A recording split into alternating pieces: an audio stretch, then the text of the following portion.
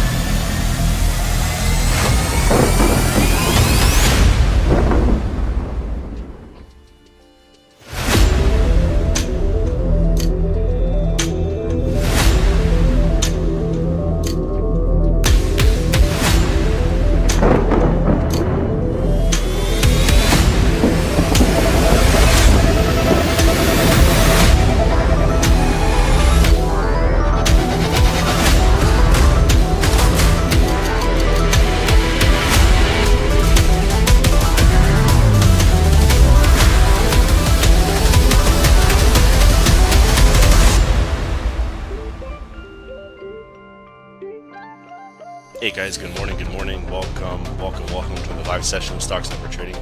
My name is Dave, guys, my partner is Ron. Let's get down to business here, guys. In on US 30, sell. Okay, I'm jumping in.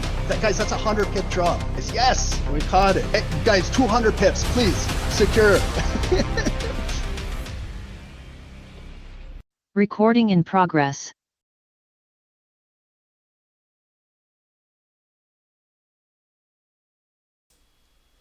Hey, welcome everyone. Good morning, good afternoon, good evening, wherever you are around the world. Thank you for joining Stock Sniper Trading. My name is Ron, my partner is Dave. Thank you guys. This is live post New York. It's 10:35 a.m. Eastern. We're starting a little bit earlier today. Today's date is September the 5th. So welcome everybody. Thank you guys for joining. The plan for today is we're going to go a couple hours in these markets, dissect these markets, break them down. We'll go over the quick news today. There was some news. The US dollar right here, this big bullish candle on the hourly, just came out at 10 when we had some critical US news. So US dollar is looking pretty strong right now, and we'll see how everything is moving in the markets. We'll look at a couple securities and get ready for NFP tomorrow morning at 8:30 a.m. Eastern. Again, every single day, the same thing we always talk about: practice proper risk management today and especially tomorrow with NFP. Don't do anything silly. Don't go full leverage on your account, and let's not blow up any accounts tomorrow morning, okay? Try the best to not blow up accounts. That's going to be our goal for tomorrow, and then we'll work from there, okay? Thanks everyone for joining on Zoom. I appreciate all of you guys. Welcome, Josie. Welcome. Good morning. Didi, welcome. Mike, welcome. Thanks for joining. Dale, welcome. Good morning. Armen, Mirman JS, welcome, my brother. Sang, welcome. Dale, thank you. And everyone on YouTube, thank you guys for joining as well. We appreciate you guys as always every single day. So, plan for today is we're going to get started by looking at some news. Okay. Right over here. Quick Forex Factory, just a peek at what's going on today. We've already had our European news come out of the market. And then moving into our North American session, we had at 8:15 a.m. our USD red folder, our ADP non-farm employment change came out. Look at the actual number, 99,000 from their forecast of 144,000. So they were looking for an increase from the previous ADP over here in the previous month, 111 to 144, and it was actually 99,000. So if you don't know what this is, right over here, it's an estimated change in the number of employed people during the previous month, excluding the farming industry and government. So job creation is very important in the economy. And ADP analyzes payroll data from more than 25 million workers to derive unemployment growth estimates. So we're going to see how this translates into tomorrow's NFP. So the private sector employment increased by 99,000 jobs in August, and annual pay was up for. So it increased 99,000, but it missed their forecast by quite a bit. So yes, we did create some jobs, but missed the forecast. So that's why you see red over here. And then we have our unemployment claims that come out week over week. These are our weekly unemployment claims every single Thursday morning at 8:30. The actual number 227,000, just a little bit shy of the forecast of 231. Then we moved into Wall Street. Wall Street shenanigans open up, and lots of volatility, and then it gets topped off with 10 a.m. brand new opening hourly candle, a 4-hour candle on most securities, and we got the ISM services PMI. So it came out 51.5, which is greater than their forecast and greater than their previous month. And if you're not familiar with ISM Manufacturing's, it's the Institute for Supply Management. has to do with the purchasing managers, excluding the manufacturing industry. Actual greater than forecast is good for the USD. So this was actually greater than their forecast by 0.2. And that's why you see a strong US dollar in the last hour. If you see the 4-hour is pushing up and we have a strong hourly candle, has to do this. And then also some notes. Above 50 indicates industry expansion. Below 50 indicates contraction. Below 50 is not good. Above 50 is fantastic. So it shows that the industry is expanding. So that is good news for the US dollar. It's a leading indicator of economic health. Businesses react quickly to market conditions, and you can see it is clearly above 50 according to this 51.5. So, and then we have some natural gas storage right now that was just coming out right now in the next 5-10 minutes. Crude oil inventories in the next 20 minutes. If you're trading US oil, anything to do with crude, keep an eye on 11 a.m. You have your folders inventories coming out, affecting supply and demand and affecting the way how you're trading. Okay, so that's everything. Tomorrow, big day. Please, please, please, please be careful trading this at 8:30 a.m. tomorrow morning. It's going to be very volatile. If you don't know what to expect, or you over leverage, or you go too big, or you do something silly, this is where a lot of retail traders make a lot of mistakes and lose a lot of money, blow up challenges. All kinds of silly things happen right here. So we talked about this. Patience, discipline. If you don't trade right away at the opening at 8:30 when they relax, let the news come into the markets, watch the volatility, watch the highs, watch the lows, watch what's going on, get some clues from the market, and then maybe trade after the news. That's just my suggestion, but I don't know everyone's experience level and how familiar they are with this, okay? So the more experience, then you know exactly what I'm talking about. If you're new to trading, you have no idea what Ron's talking about. So I would recommend, if you're a beginner, take your time with this, okay? And then we have FOMC Waller speaking at 11 a.m. right now. So there is a red folder, could affect also the US dollar with this speaker right here, okay? Tomorrow, right after NFP. Okay, earnings this morning. Few earnings. We had NEO report at 6:10 a.m. Eastern. Looking pretty positive, green. Their estimates negative. So there is companies that make negative earnings per share. They're not profitable yet here, so it was negative 46 cents. Actually came out better. It's green, negative 34 cents. So they picked up a little bit, but still negative. They beat their revenue beat. Good growth, good surprise. NEO electric vehicles. This is kind of like the Chinese Tesla over here. Came out pretty good. And if you kind of take a mirror snapshot, maybe look at Tesla, see how this maybe affected Tesla. Is Tesla in the green due to NEO's earnings? You know, sometimes these things, they feed off each other. But maybe you're trading Tesla and you see that Tesla's maybe green, according to this news over here with NEO. Toro Company, this is farming and agriculture. Fuel cell, again, this is EV over here. It looked like positive numbers as well came out.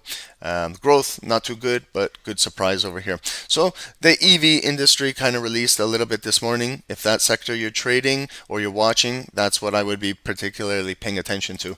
Later this afternoon into the close, at the close, after the close, we got Broadcom, we got UiPath over here, DocuSign, Smartsheet. So few of these corporations will be reporting later at the close, okay? Yahoo Finance, just a quick little news. Everything that I was just talking about, private payrolls post smallest growth since January 2021. The data comes as investors key in on the labor market for signals about the Fed's rate cutting plans for September 18. You probably have been trading the markets. Stocks seesaw after more soft jobs data. So there's still maybe some market indecision as to what's going on, direction. Just trade careful. The market shouldn't cheer a larger rate cut in September. There's Mr. Powell. We'll see him September 18 and what he's got to say. And then there's all kinds of news here. Planned U.S. layoffs surged in August. Okay, from Challenger. So the economy still, if you look at the street economy, what's directly impacting you maybe impacts you directly, or your neighbor or your friends. Maybe you're seeing layoffs in your town, in your city. So just because maybe the stock market is all-time high, that's great, but it doesn't really reflect the real everyday economy, the hustle of going to work every single day in your local community. That's the real economy, not the stock market. The stock market is the playground for the rich, and that's how they keep getting richer and richer and richer. And you and I, in the real economy, we're getting poorer and poorer and poorer. And but they say that the markets are at all-time high, the economy is fantastic.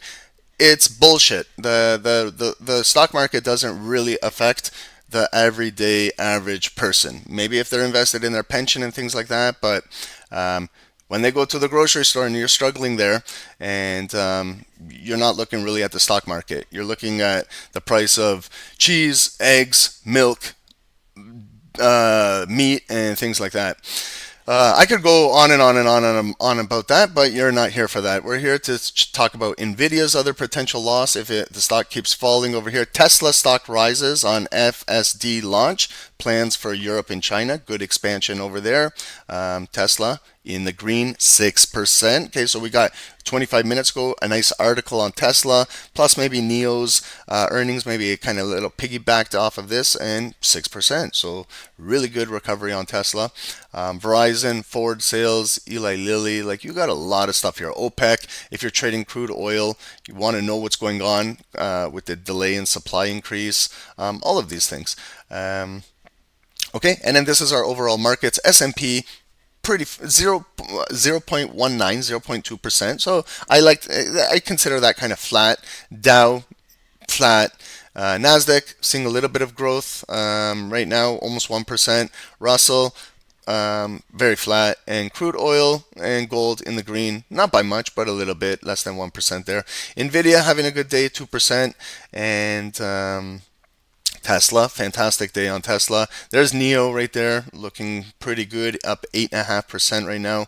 And top gainers, you got some big gainers, guys. If you can kind of scan for some bit unusual activity in the markets, in the smaller mid caps or the penny stocks, if that's what you're choosing, you got some good companies here. Roku up 6%.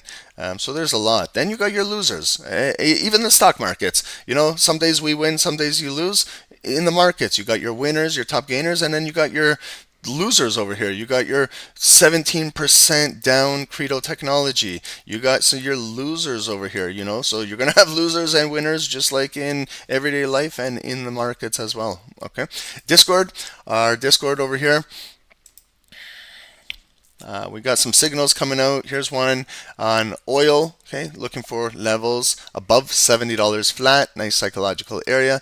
You got a volume bar that did close above. There's kind of the pullbacks. We were looking for pullback trading yesterday. Didn't really materialize. There was a nice rejection wick. You still had that volume. Remember what we were talking about yesterday, the follow through.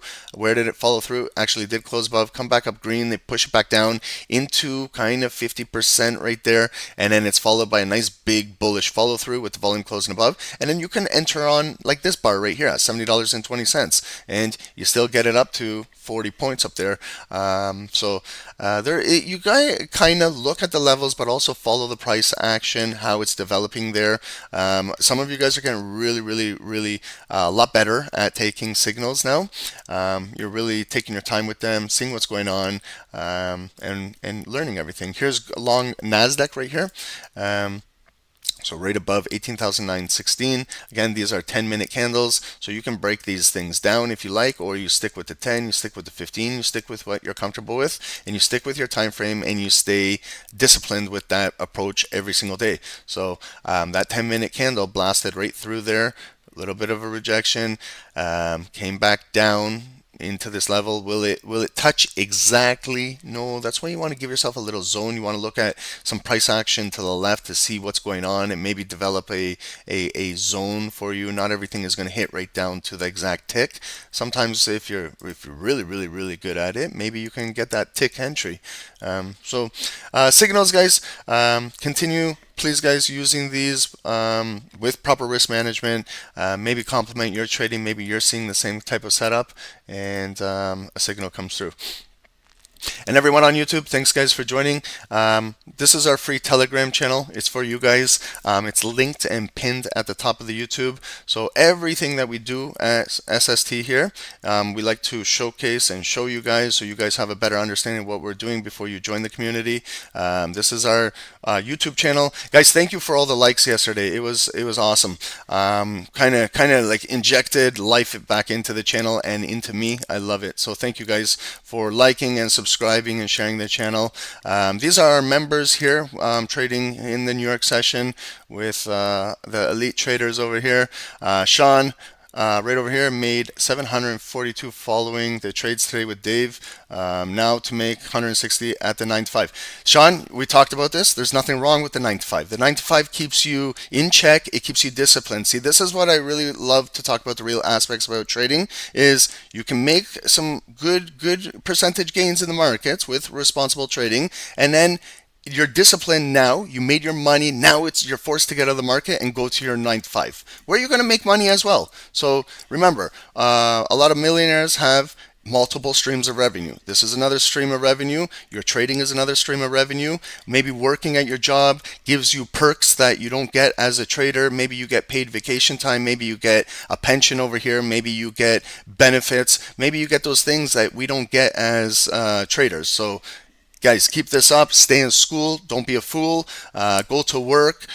Continue to trade. And then when you gain the experience and you're comfortable and you say you have enough in your savings, and then maybe you want to leave that 9 to 5, that's completely up to you and the decision you got to make with your family. But I support this. So don't let anyone knock you. If you still work and you're a trader, that you're not that's all BS, guys. Just be responsible. We're all adults here. And then some other traders in here. Sam, congratulations. Awesome. This is our scheduling, guys, throughout the day. Always check this. I'm going to start to add in a lot more now coaching sessions. And I got a lot planned coming. So there will be maybe individual. I'm going to start off with the lifetimers. You guys are going to get your own private session. Then we'll move into all the members and specific topics we'll be talking about. I encourage interaction as much as possible, guys. The more you get engaged, the more you interact, the more I hear your voice, the better these sessions will be. And then it allows me to just continue doing what I'm doing here. Okay, so what we got to do is get started. So this is our website. Lots of education, guys. I'm going to be adding a lot more in here. Okay, so this is just what we got so far, but I'm going to be adding a lot, like futures bootcamp, crypto bootcamp, stock and options, investing bootcamps. A lot more courses we'll be adding in the mix. Webinars. We've got a lot of them. This is how they're kind of ranked. Well, as you are a beginner, you want to maybe get focused on the first 10 webinars. Then you move into, as you gain a little bit more knowledge of the basics, then you move into maybe the next 20 to 30 webinars. And then these are more of the advanced. There's about in addition, there's like 110, 120. I'm going to be adding more in here as we go along. What I think will benefit you the most here. Okay. I take pride in teaching. I don't know why, but I take pride in teaching and hope you guys get the best and a fun type of education in live markets as much as possible, guys. That's my job. So you guys allow me to worry about that. All I need from you guys is the promise that you guys will trade with proper risk management, and we will learn more. You will gain more in the markets, and you have to understand that trading is a long game. I know we trade 1 minute candles, but that's just scalping the markets. You want to scalp 1 minute, 5 minute, 15-minute candles for the rest of your life. So remember, any mistakes you're making early on can be fixed, can be corrected with the right mindset. Just approach it. If you're a beginner, don't even start with risking too much. Don't even start over leveraging. Don't even start with big sizing. And you can probably learn faster than a lot of us stubborn traders that didn't understand that aspect for years. Okay, so you guys have a good head start above everybody. This is that big hourly US candle that I'm talking about. That's going to close in 6 minutes here. So that's a big, powerful candle on top of all that news. Okay, so these are my key point of interest on US dollar. So I want to see if it's going to close like kind of above 101.32. Also, maybe measure 50% of that big body where it is. Is it lined up with some structure? I can see right there, 101 and a quarter is a good area to start a hourly white line. And then if it pulls back red, that's where we look for support and hold and continue driving on this positive news in the US. Okay. Are we clear? Everybody good?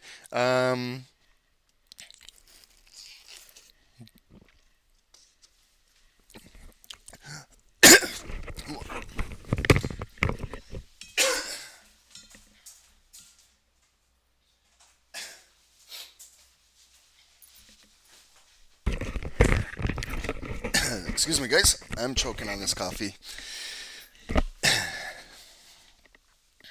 Okay, so what we're going to do today is let's look at some securities. What we're going to start off with is gold, and then we're going to move into some indices. Okay, this is the live look of gold right now on the hourly. So you can see it made 8 a.m. COMEX market open, some US news. It made this big push, this high to 25.23. Since then, we've been pulling back down in here. We have a very volatile hourly candle right now. So let's break this down slowly. So let's start off with the daily and just get a good understanding of what's going on. You can clearly see we are making higher lows on the daily, on the monthly, on the weekly, higher time frames. Gold is very bullish. You know, it's flirting with all-time highs up here on gold.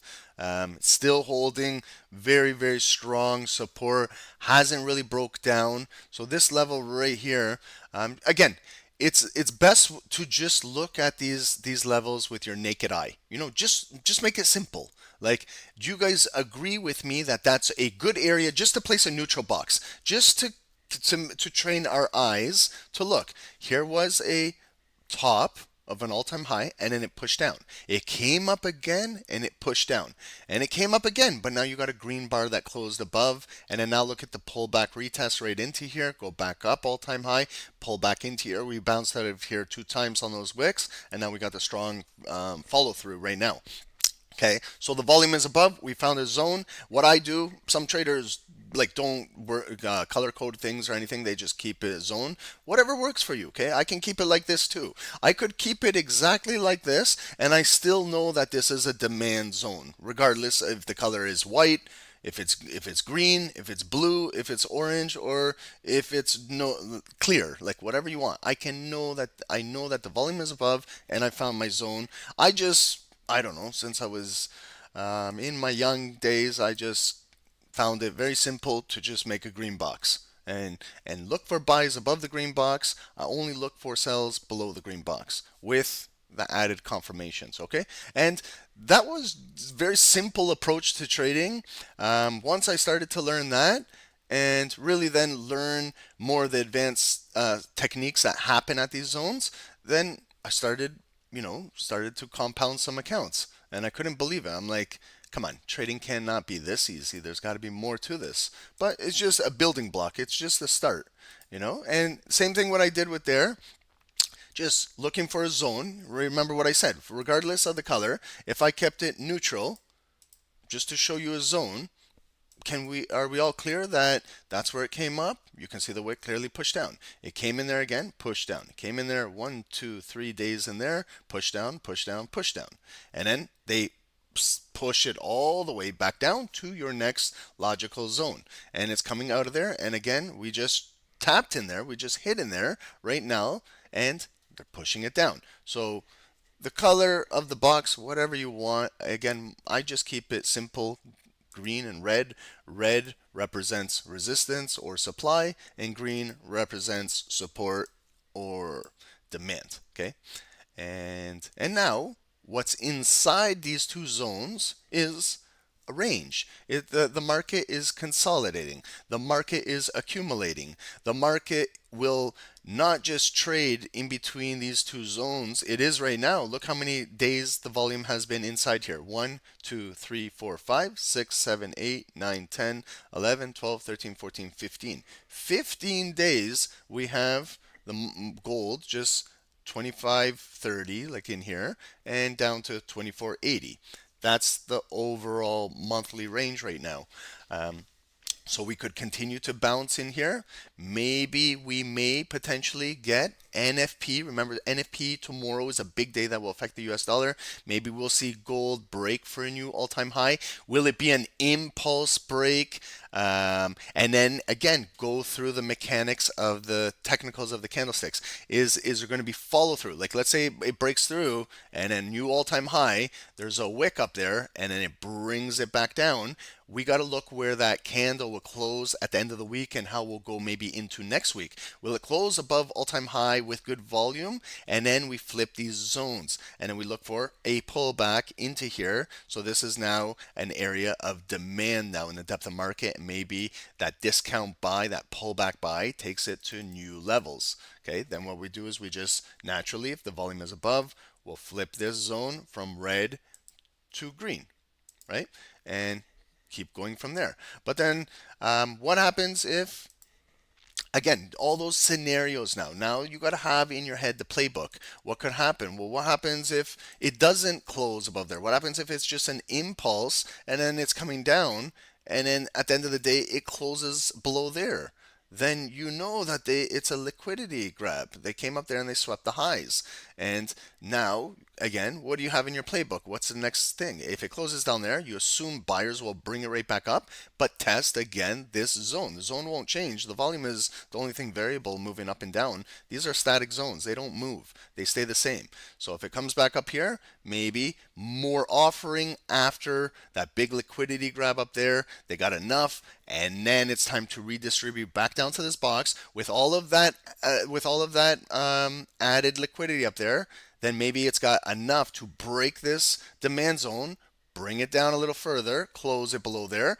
Then maybe the buyers will come. They're buying gold down here, but they're coming right back up. But then this area that was monthly demand may turn into monthly supply going forward, and we come up here and then the sellers are there, the offers are there, the absorption is there, and then that pullback, that when we get excited and we counter buy, you're counter buying against this big downtrend coming down, and then we look for the real redistribution and gold to sell back down here. So do you guys understand that logical scenario? And if you understand that, that's how we trade the 1 minute candles. That's how we trade the 3 minute candles. That's how you trade the 5 minute candles. That's how you trade the 7 minute candles. That's how you do the 10, the 15, the 30, the 1 hour, whatever you want. This is just, I'm showing you, if you're a swing trader, this is what I would be looking at. Definitely, even if I don't take a swing trade tomorrow, I want to, at the end of the day, I got to watch where gold closes.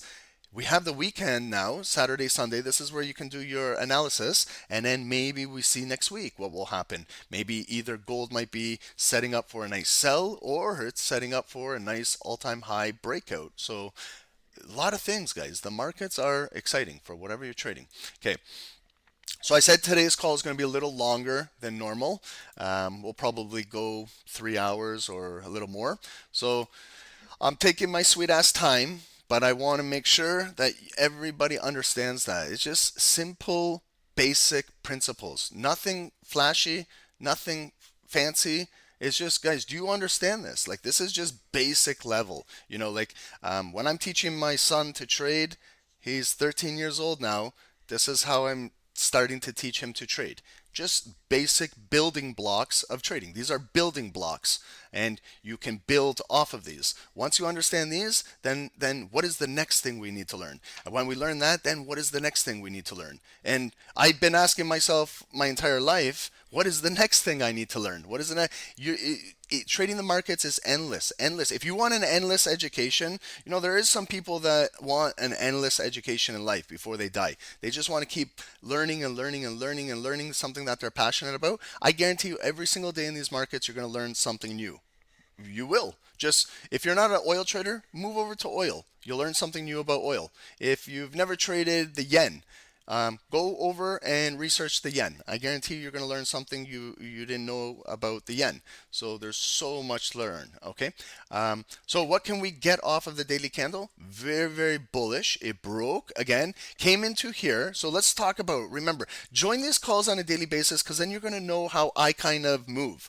I move with yesterday's topic. Yesterday we were talking about free throws, basketball. When you're at the free throw line, you're shooting like this, follow through. Follow through, follow through. We talked about this yesterday. Now, see how now I can talk about this today? It's fresh in your mind, and the buyers brought it real strong right up into the supply. Look at the wick. It's a lower high, lower high, lower high, and it's getting pushed down. So far, there isn't really any follow through with the buyers at the supply zone. So it's telling me that there's a lot of selling pressure still up there, okay? And that's how you kind of break down the technicals from a higher time frame. So this is what we got so far on the daily. Now, I'm not going to just stick on the daily. I'm going to move to lower time frames, but we have to do a little bit of analysis on our daily bar. Let's see what happened from yesterday. So yesterday was a red day. Originally at the open, it came down red all the way down to our green box. The buyers were there. They rejected it back up where it came, made a high and closed. This is a bullish pin bar. Very basic candle, okay? This is a pin bar candle. Make sure you just understand the basics of what happened here. So this day opened very bearish. It came all the way down, but it came into our demand zone, the big green building block. And it had the buyers bidding it right back up. That's that rejection wick. They pushed it and they closed. So they closed with green volume. Not a big, strong body, but the rejection. That tells you a lot. It's like a clue. And then how did we open? We opened right there today. Small. That's the drawdown today. Like daily drawdown from the open. We opened 24.95. There's the drawdown. 24.93. $2. Basically nothing when we're talking about gold as a whole. So that's our low of the day. What I do is, and I'm going to do this always for the first chart of the day, and then you guys understand, you get how I do it, and then we move forward. So purple line for the low of the day. Okay, and I always will do this on the first chart with you guys. Like labeling these things. Someone said to me yesterday, Ron, this helped me when you were labeling these. If it helps, perfect. So I'm just going to keep with the colors purple and go to your settings, text, and write low of the day. Okay. So what this is telling me, if the volume on any time frame ever comes back down to tap this purple line, 24.93, I know then it's the purple line, it's the low of the day. Then a lot of fishy things can happen at the low of the day. They could break, then they really gobble it up and bring it right back up, or this could be a turn of an event here. If the sellers close it below there, then it might retest this as resist and then keep dropping and then have a wick fill down in here. But it came down there, so it's a relatively strong daily open. Okay, so that's in my brain right now. I'm processing this. It was a strong open. So the buyers were in control at the beginning of the day. Remember, it kind of sets maybe a precedent for the day here, where it opens and right away the bulls of gold are saying this is going to be our day. We're not allowing you to break any critical support that we've already created in the previous days. Okay, even if it's just a little bit, it's still what I look at. You know that when I said that volume from yesterday, that body, it wasn't really significant. It's not like a big body like this big green one. It's a little one, but still look at how we came right into it, almost 50%, and it still held. So that's that 50% rule. I'm telling you, it's a golden rule in trading. Make sure you understand the psychology behind that. I'll break that down in detailed webinars, but just for you, real easy. We don't need a 3-hour webinar to explain that. Just understand anything 50% of mathematics is kind of that it's a very important average area, and it's psychological area. If the buyers can hold the volume above 50%, it psychologically strengthens the move. If it cannot hold about 50%, then it loses momentum. You know, it's just that it's a very, very important area in the markets. It's psychologically, okay? And then what happened? Then we came back to where we opened, and we had enough momentum, enough volume to break above the previous day's high, and it still pushed up, and we took out the weekly high. Right there's Monday, so Monday markets open up. And look at it, this was a real strong daily candle. Like, it kept coming up. We were filling this big red body. I like to always locate 50% of a large candle. So right there, kind of have 50%. And we blew right through it. It was coming all the way up. Very strong. We were engulfing pretty much everything to the left of us, the buyers. But then as soon as you came into the all-time high supply, boom, they pushed it down. So I'm going to ask you guys right now, who has momentum right now? As I'm speaking right now at 11:09 a.m. Eastern, who has momentum right now? This is going to be like up for debate. Like, this one can go either way in my opinion. Who has, I'm not saying overall. I don't want someone telling me, Ron, well, look at it's uptrending from over here. Just the way how I explain the open, where we're at and where we are right now at 11. Sellers are in control though. Sellers, Jeanette, Philip. Okay, so with that in your mind, then maybe when we break it down, we should be looking for maybe some possible sell setups. Maybe we look to, if there's a pullback green, maybe into an area of supply, and we sell with this momentum coming down.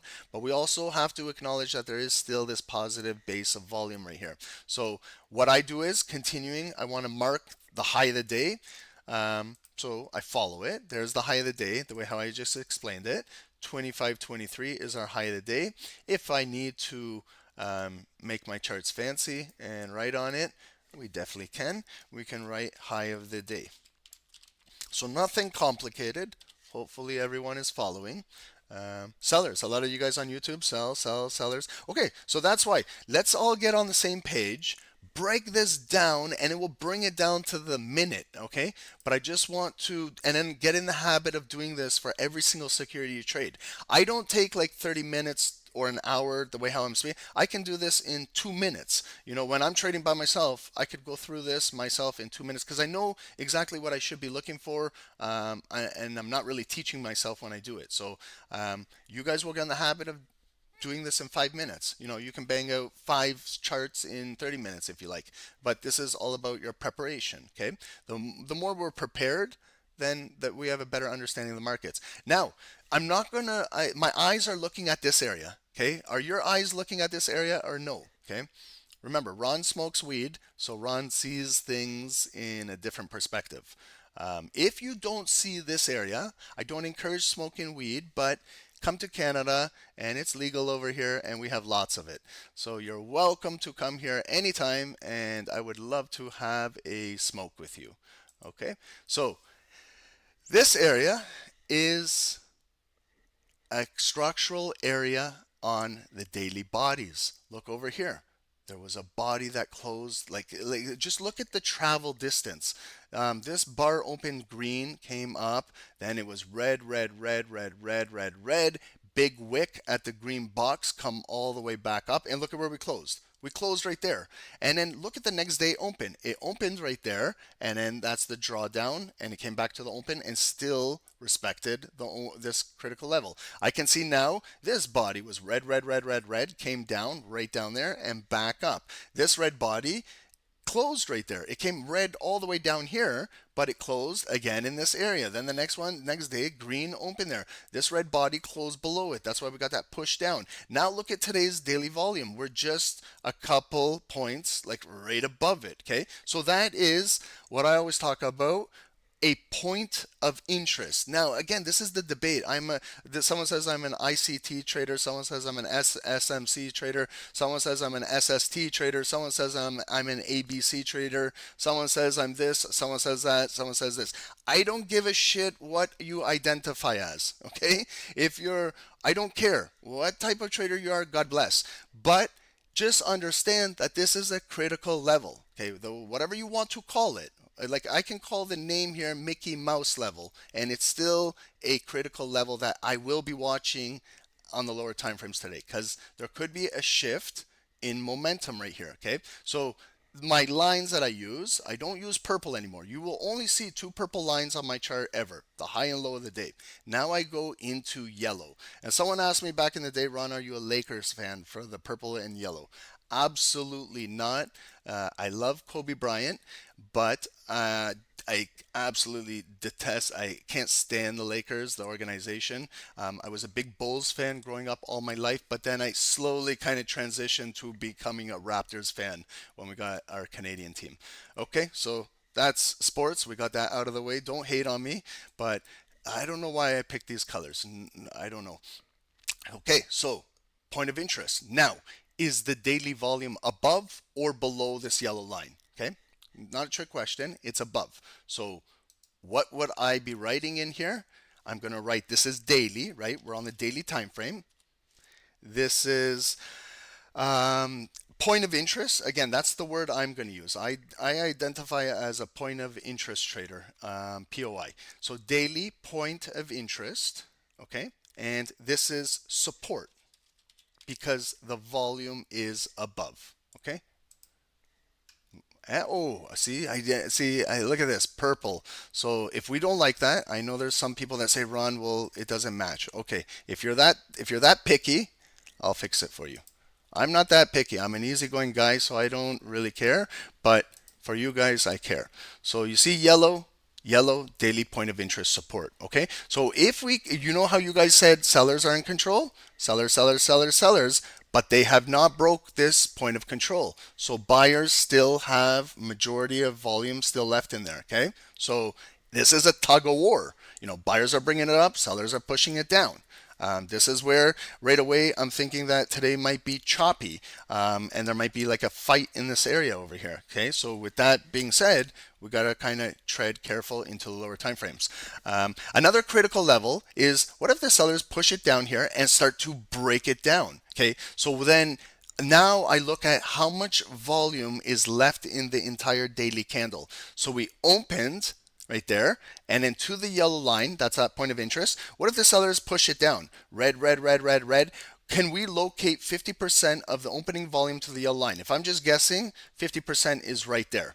Look, guys, I'm not making this up, okay? Let me just blow it up for you, okay? Remember, Ron smoked, okay? So you guys didn't smoke, so you guys should see this better than me.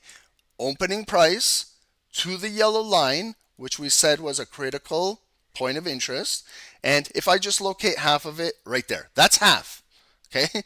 And whoever wants to argue with me that this isn't half, show me how it's not half, okay? From right there to there, that's approximately half, 50%. Remember that golden rule? Yellow line, golden rule. Perfect. And look at how now it lines up with exactly yesterday's high. Price action does not lie. Price action is the truth. It shows exactly where price went to, what happened there. So it's kind of a detailed analysis of what we see. And then now this is where I put the pieces of the jigsaw puzzle together. It hit yesterday's high. It's 50% from this point of, oh, look at this word Ron's using, point of control, okay? Point of interest, point of control, another fancy word. From here to there, that's half. And then now I look at the psychological number. Look it, I'm off by 3 ticks, 2,500.03. I'm pretty close. And that is that psychological zone of 2,500 not breaking. That would be 50% and respecting yesterday's high. Do you guys follow me? Sometimes when Ron is cooking a little bit, I take my time to explain a little bit. So do you guys understand what I'm saying? Are we all good? Hit a like button if you guys understand this type of analogy. And we're still just on the daily candle, and we've already been 30 minutes into today's call. So I know some of you guys are saying, Ron, let's get moving. Come on. But if we understand this, we're going to do the same shit on a 5-minute candle. Okay, so what I'm saying on the bigger picture will still impact us on the lower time frames and keep you guys learning about price action. Okay, do I have to keep dissecting down here and making no, because now what I got to focus is what's the next move that could happen. The buyers could push it and start to fill today's exhausted wick. So what's a next logical area? I got this big red bearish body. Opening, closing, half of it is approximately right there. That's half of that big red candle if we come back up and retest it. But there is some, there's a close there, an open there, a test right there. Maybe that's where I want to place it. So keep it with these bodies right here, body, retest. Am I at 50%? No, I'm a little higher. There's the open, there's the close. 50% would be more like right in here, but I'm still respecting previous structure. And I want to give the benefit of the doubt that there's some more offers up there because it got rejected at the height of the day and we're in that all-time high supply pushing down. So 25.14, 25.15. I'd like to see if the buyers can bring it right back up and fill that range and test here. And it could get possibly pushed down or we keep going. But this is an area where it's going to be a dogfight right over here. So I can write again now with right clicking here. Let's write on this one daily POI of resistance now. Okay. Because the volume, the green volume has to get up there, not resistance, sorry. Ron cannot spell. Okay, so that's resistance. If we get up there, we still have the upper wick above us. Okay, so now I'm moving off of the daily candle. Okay, now we're going to start to go into hourly. You can jump into 4 hour if you want. You can go into the 2 hour candles if you want. Whatever time frame, you can go in 90 minutes if you like. Just write 90 minutes and then you'll see the 90-minute candles. You can do whatever you want. I heard some guys say, Ron, I trade the 73-minute.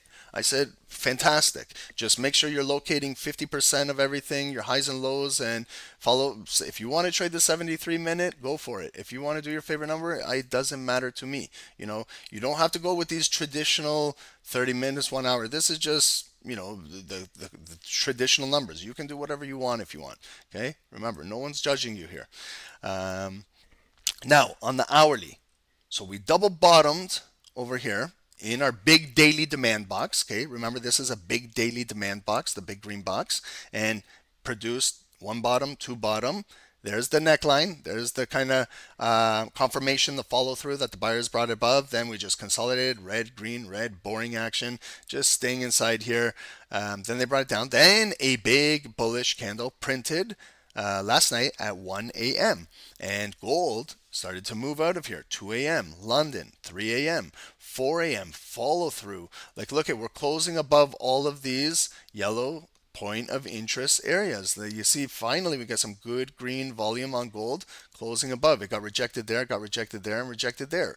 Now we get a positive body. Look at, there's your ignited, pop the wick and drive. And we drove all the way into 8 a.m. is your COMEX. That's when we hit the high of the day. And since then, we kind of came back down red. 10 a.m. was green, green, green, green, green. They rejected it back down. Here's our hourly candles coming down now. Closed it near the low. So what I do is I follow the hourly volume now. Okay. So number one, what I do is, did red volume close below our yellow line? Yes, it did. Okay. So sellers are pushing. You guys were correct when you said sellers currently are in control. So now, of this 10 a.m. candle where we opened and we closed, we can see a body of volume. If you cannot see a body of volume, I don't know what to say, but you should see a big red body of volume right here. Let's measure it. Opening, closing, half of it is approximately right there, correct? So what I do now is, again, with the simple line strategy, I locate half of it right there. But look, it's a yellow line. No, that's wrong. That's wrong. We can't use yellow because we're on the hourly now. So we got to change the color. So I change it to white. Okay. Why? I have no idea. But white. And then let's label it just so we know if the lower time frames are approaching this level, we know what the white line is. The white line is hourly, or 1H, okay, for those that are 1H traders and don't use the word hourly. Hourly, 1H, volume is below, so this would be point of interest on the hourly. Okay, we'll stick with the POI theme. Any one of these lines is a point of interest.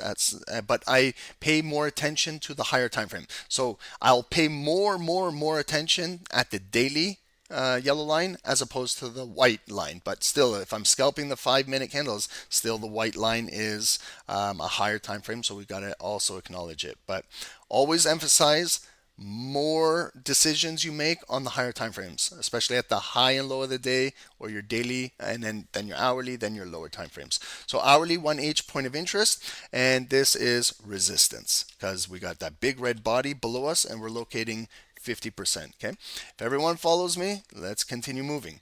So the volume has closed. Did we come? Now this is the 11 a.m. candle when we started our call here. So it opened. Did it come up green to at least attempt 50% of that red volume? No. Okay, you can. Why? Because you can see it came up right there, and that's it. They pushed it down at 25.09, and it came back down red. It took out the previous low, and it made a new low. But look at where it came down to. It touched our daily point of interest of support, and you see how now the buyers are waiting there. That's where, look at where the closing price was here now. So now, you know my daily yellow lines? Now I can kind of put the pieces of the puzzle together on the hourly. I can see at 2 a.m. pre-London, there was the push, the wick did the damage, but then it closed right there. And then we opened London. Right there, small pullback into 50% of the body and continuing to push. It had to fill that big wick, but it pushed for a new high, closed relatively near the high. Again, measure 50% of your 3 a.m. London candle, and there's your small, tiny pullback, and there it goes. And then you have nothing to the left of the chart, and then that's the imbalance fill. If you just watch this and you were up at 3-4 in the morning, for me it's tough because not the greatest times, but still I do trade this session. You could be done for the day. Okay, you could have got your daily goal just on a nice bar like that by following what's going through here. Stick with the bullish momentum here. Get in a buy, proper stop loss. Maybe you hit your daily goal and you're done for the day. Now look at we're retracing all the way back to where London market opened up. That's our daily point of interest. We came right into there, and the buyers are currently protecting this area because they brought it right back up. But this big red bar is continuing to come down. It's got 34 minutes left on it. Okay, remember, this is an hourly candle. So will this red volume follow through and close kind of below this yellow line? Then this yellow line might act as a resistance. It might come back up green, get rejected, and then we're going to come down, maybe test 2500, this area here. Or are the buyers going to protect this area, and we might see a potential counter buy coming very soon. So some other key levels is maybe right here we got to also pay attention to where the last close of the hour and the last open is. So I'm going to place a white line here because this will be maybe a deciding factor to see if the buyers can bring it back up and close above here, and then maybe we're going to start pushing up. Okay, and we look for maybe a potential reversal buy. So this again, white line, hourly 1H, resistance.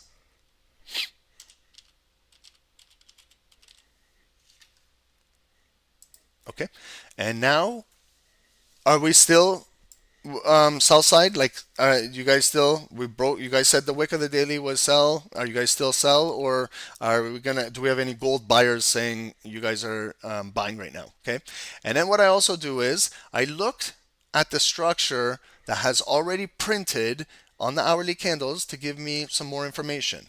It's very important that we always look to the left. Get in the habit of looking to the left. I know price action is right here, but sometimes the left will tell us a story. So when we came up to this yellow line, we had impulse, all rejected, no green volume close above, they pushed it down. Here, they faked out the market. There was that big green body that closed above, but then right away it came back down. So that's a fake out. It came back again, but closed right there, and they pushed it down. Another impulse break. Impulse, then they pushed it down. Again, no green volume closing above there. There's our first green body that actually closed above there, and we got follow through to the upside. So this is a zone. Okay, watch what I'm going to do here, guys. someone always asks me, Ron, how do you identify a zone? Look at this, okay? I'm going to use a neutral box so you can clearly see this. If you don't know how to do this, this is where I would pay attention. So I'm kind of grabbing the high, all these impulse moves above this yellow line. I bring it into here, and look, I get that volume in there as well, kind of trapping it. I'm trapping it as much as I can. And then bringing it across, and again, I get that wick trapped in there. So this box is still holding up. Like you can see everything kind of trading in here, but no, keep bringing it into the future. And there's our gold bar that closed right above it, okay? Now, the volume is above right there. As of 4 a.m. Eastern, hour after London market open up, it's holding. So the volume is above. Now I switch the colors. That's just me. So I use it green because I got my first bar above it. It was always red in the past. Now it's green. Keep moving it across into the future. Now what it's clearly telling me is this red hourly bar came right inside here, respected our green demand zone, and bouncing right through here. So we may be working a reversal if this holds. If the sellers come back down in here, they're going to have a dogfight with these buyers. And if they can break it down, then we'll probably fall down to 2,500. But you see here how it's kind of still holding, but there's still 30 minutes to go. There's a lot of time on this hourly candle, so anything can happen. But now what I do is I go to the lower time frames. We can go to the 30-minute. Okay, we can go to the 15-minute. Some of you guys are 15-minute traders. We can go to the 5. We can go to the 3. We can go to the 1, whichever one. But I'm going to stick with the 5s for now. And let's break down the 5-minute candles. We had this big push when 4 a.m. we saw that big hourly 4 a.m. candle. This is how it looks, broken down, dissected on the 5 minutes. And then we started to consolidate up here. No big moves, nothing going on, real tight, coiled up. Starts to break when 8:20 a.m. Eastern. Make sure you guys know if you're trading gold, 8:20 a.m. Eastern is COMEX market open. And that's what pushed that volume to the high of the day. And since then, we've been pushing back down. It came back up, lower high, broke a critical yellow line, and came down and got gobbled right back up where we came up 10.15. Again, they're pushing down. These are lower highs from the high of the day right there. And continued to push down. So they broke this area right here. Now you see how we're consolidating on the 5 minutes. So you see kind of how I have my white line, green box. I already have my trap level on the 5 minutes. So I can simply just go right to my lines now. White line, I can trap the bodies right now, make it neutral, and we watch and see who can win this fight down here. You see now how it's kind of consolidating at the green box. The sellers haven't broke it down yet and closed it below here. That's our yellow line. Daily point of interest is still holding, and we are trending down. So if we just look from this leg that came down, it's trending down. If I try to keep it consistent, I can widen it right there. I can keep it right there. And if I keep it right there, it's kind of showing me that it is trying to break right now. Again, you don't want to kind of manipulate the line and kind of make it, you can if you want. It's your whatever you want, okay? I kind of try to keep it with as many touches as possible. Got a touch there, touch there, touch there, touch there. So it's technically breaking the trend. We'll see if it's an impulse breakout of here, but we need follow through. So you can register this as maybe a double bottom if you see it like this, come down, back up, back down, and we're coming back up now, so that small double bottom. Or some traders see this as one bottom as a whole. Let me show you what I mean by that. If you are more of a disciplined trader and you're going to wait longer, then you might see this entire move as one bottom, and then this is the first kind of pullback. Maybe it would break, and then we need to come back down for the bigger second bottom, and then could possibly drive out of there, okay? But you see, the buyers brought it up on that 5-minute candle. Really strong, they actually did it. Opened, ignited, came all the way right back up to kind of this hourly resistance, and then pushed down. It's an inverted hammer, still got the big body left in it, but see, the 5-minute candles are still struggling at this hourly resistance, okay? Because remember, we're buying now, short term, against the bearish trend coming through, okay? So if we're looking for a buy, okay, number one, I'm looking now, it is at a daily point of interest of support, so that's a good level to look for buys. We're in a green box where kind of built in here and then broke out right there. So maybe it's in a building phase again and will break back up. So we can still consider buys, but we also have to consider if the sellers keep pushing it down and close it below here, then we could be continuing to drop down. Okay, so right now it is in a channel coming down, but it could be building. Okay, so what I could do is I place an alert at the white line, right click, alert, create. So I now have an alert up here. So it will trigger, probably it's going to annoy you guys. Every time it comes up here, it's going to give us a signal, letting us know that the short-term volume is approaching this hourly resistance. And it doesn't mean that we buy right away blindly. It means that we watch and see what's going on, okay? So that is gold right now. We'll watch it for a few minutes and then we'll move over to an index, and then I'm going to do the index a lot faster. Okay, I'll get it done in 5-10 minutes. I'll still break it down, but not as long as I did this one. I want to just get us in the habit of doing this a little bit. So if you join me on these calls, then you get more comfortable with what I do here.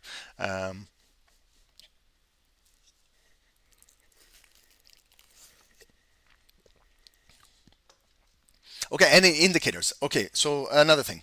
I did all this analysis without using an indicator. I know a lot of you guys use the RSI. So RSI is currently 41. It's below the psychological level of 50. Okay, RSI oscillates between 0 and 100, so 50 being that psychological level. When we're below 50, it's seen as weakness, where sellers are in control down there, but we could be approaching this level, and then we'll see if we can break above it and get strength. So then we would have to be, we need strength in order to break all of this resistance behind us. So it's still below here. Some of you guys use EMAs. If you're looking at like a shorter term EMA, this green line represents a 9 EMA. So we're technically trading right at the 9 EMA. The 9 EMA is below my hourly resistance. So this is where now I start putting indicators to complement what I've already analyzed. If I want to look at the 200, the higher time frame, this purple line is the 200. So we're right at the 200. The 200 is representing 50% of the half of the previous 5-minute candle. We're right there. So if it comes down and it holds the 200 EMA, then I also know it's holding 50% of the volume in that 5-minute candle. If I get a good push off of this is where to trade impulse or not to trade impulse. That's the question. But the next question is, like, if you want to trade impulse or not, I got to ask you, what are you looking to get out of it? I'm an impulse trader as well, but I know that an impulse might just break out of here and go right back down. So sometimes when I take an impulse trade, I might be in it for 5 points, 10 points, in and out, 10 pips, 5 pips, whatever you're trading, futures, Forex, just a smaller move. But I measure it. I measure, like right now, how it's building this hammer. If it breaks out, it just has to fill these 2 wicks right over here. That's 7 pips.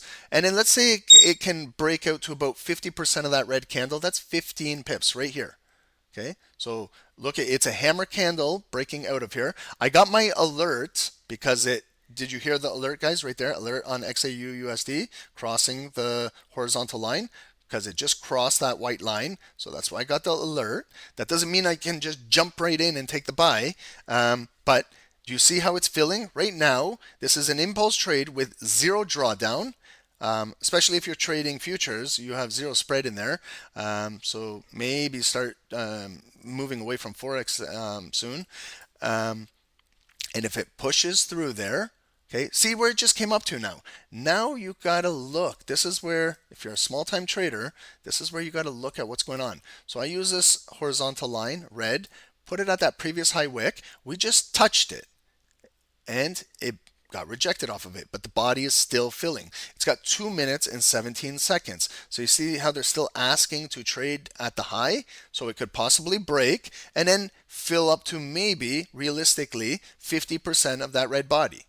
Okay, but you see how it's testing right here. So if you were in that, you just got 5-7 pips. You could go to a break even right now, okay? As an impulse scalp, just on this bar. Okay, I don't want someone telling me, Ron, I'm looking for where it's going to go in the next 2 hours. I don't give a shit about that. I'm telling you, if you want to scalp an impulse candle, pay attention. Right now, you should be at a break even. And you're right there. It filled, like this is where I would pip and dip right now. If I like, if I took this trade, I would have been dipped out of here. Secured 10, maximum, right there. There's 15. Right now, if you took this, go to a break even or bring your trailing stop loss right now to secure 10 pips at this level. Okay, you see the driving, but why is it driving out of here? Conviction and what's the word I want to say? Intuition can tell you when to take an impulse and when not to take an impulse. I remember what I said. There's always a time and place, but it's the build up that will allow you to know that this is a good impulse candle to take. And it is, oh shit, why didn't Ron take this? There it is, 20. It could fill, if it comes all the way, that's a 30 pip fill. That is crazy on an impulse break, okay? But I wouldn't get greedy on this. I would definitely be securing 50% of it, so you can learn how to do this, and then you start to grow your account, because this could naturally come tumbling down to retest this level. Remember, this is the impulse breakout. The volume is going to close now in 20 seconds. Follow through. Remember what we were talking about yesterday. And then if you're following this candle, then we got to follow 50%. We got to continue, charting. And okay, so this was the initial double bottom that was supported by our daily demand at our yellow point of interest. So that was logically was a good position to maybe consider that impulse break. Now, you see how we closed near the high? They opened the next bar, ignited red, and we're naturally coming down red. If it picks up a higher low wick, our wick out here is not too high. We can flip the body, fill that, and then we could possibly drive to our hourly white line. But locating now 50% of this, as I would raise this red line to right there.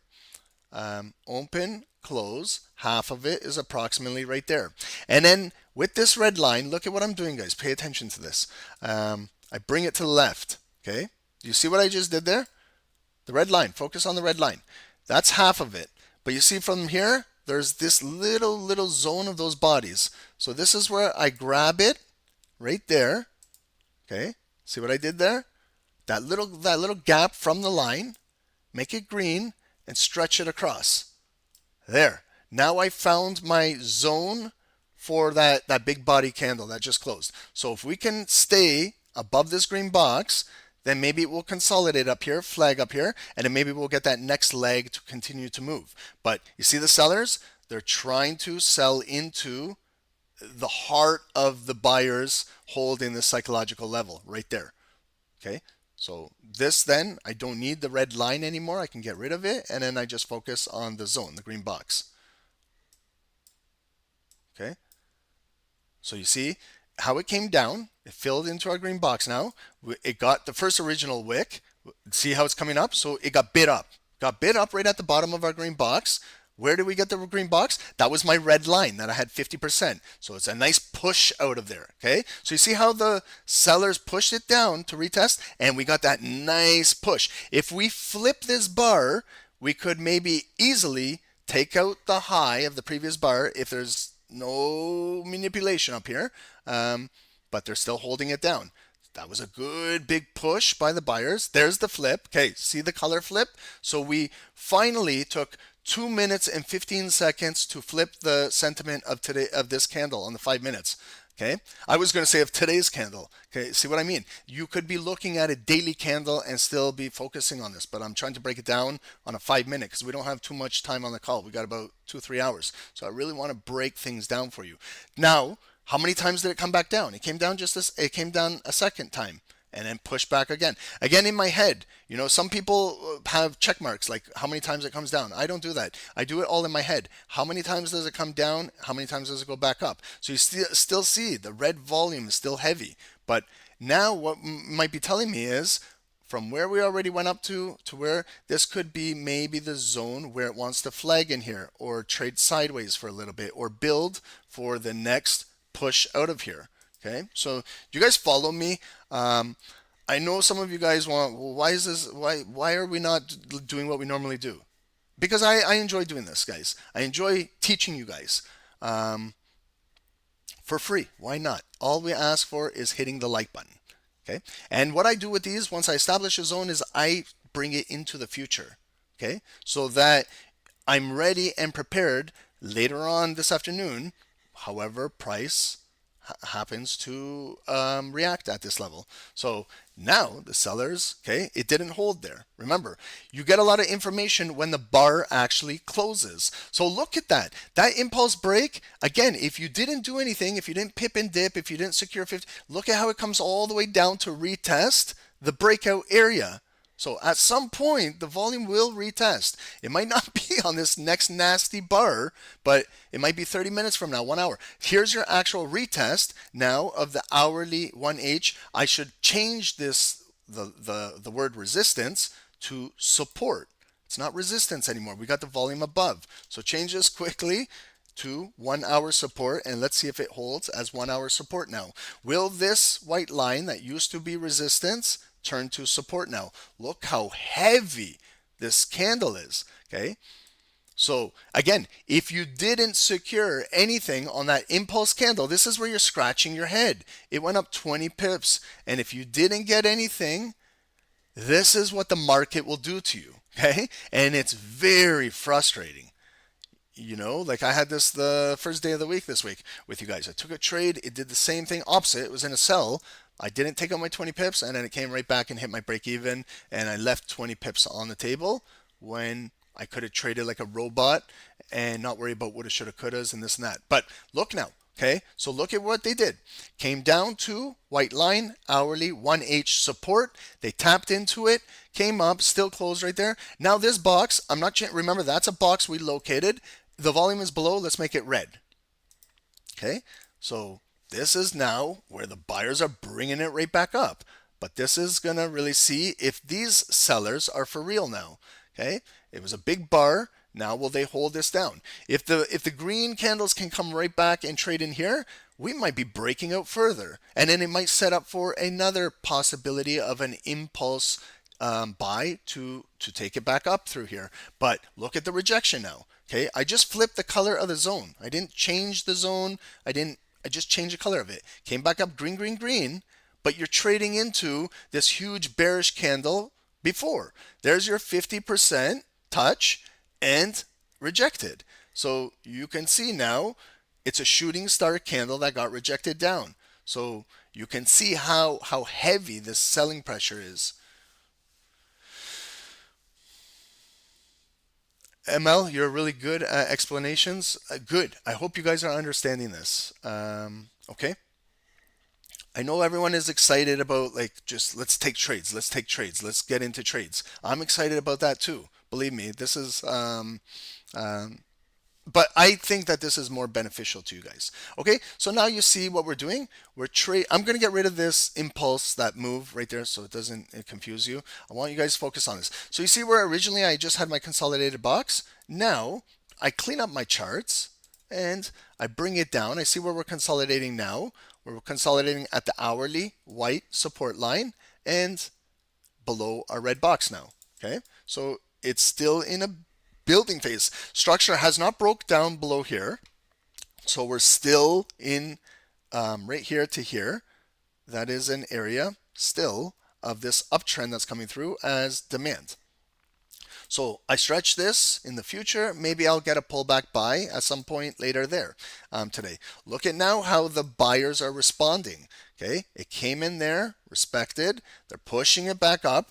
And then remember when this candle opened, that big nasty rejection wick where it came down and they made a shooting star, but we're still holding here, good momentum. And then they're filling it up. So remember what I always tell you guys, you can't judge a candle on the first couple minutes, like even if you're trading a 5-minute candle, because we still have 2 minutes and 15 seconds left. There's still half the candle is still got to go. So sometimes you cannot judge a candle until it finally closes, the follow through. Okay. Again, now let's count. How many times has it came in here? This is the second time where they're rejecting it back down. Okay, so remember, this was 2 solid attempts by the buyers to fill it up and take it back up here, and the sellers are saying, no, not yet, we're pushing you back down. But then when it comes back down here at the opening price, the buyers are still asking to trade into this. So they're still buying, they're still bidding on it. Okay, and then it's coming back up with that bid volume. And then, but we got to see, will it close near the high? A third time the seller's going to reject it down. And then if you keep buying and buying and buying into selling pressure, you're going to get tired eventually. And then they can push it through here. But it's still building. It's still building. Will we get volume close above here? And then maybe we'll get that next push. And then we can look to maybe take a continuation buy on this move.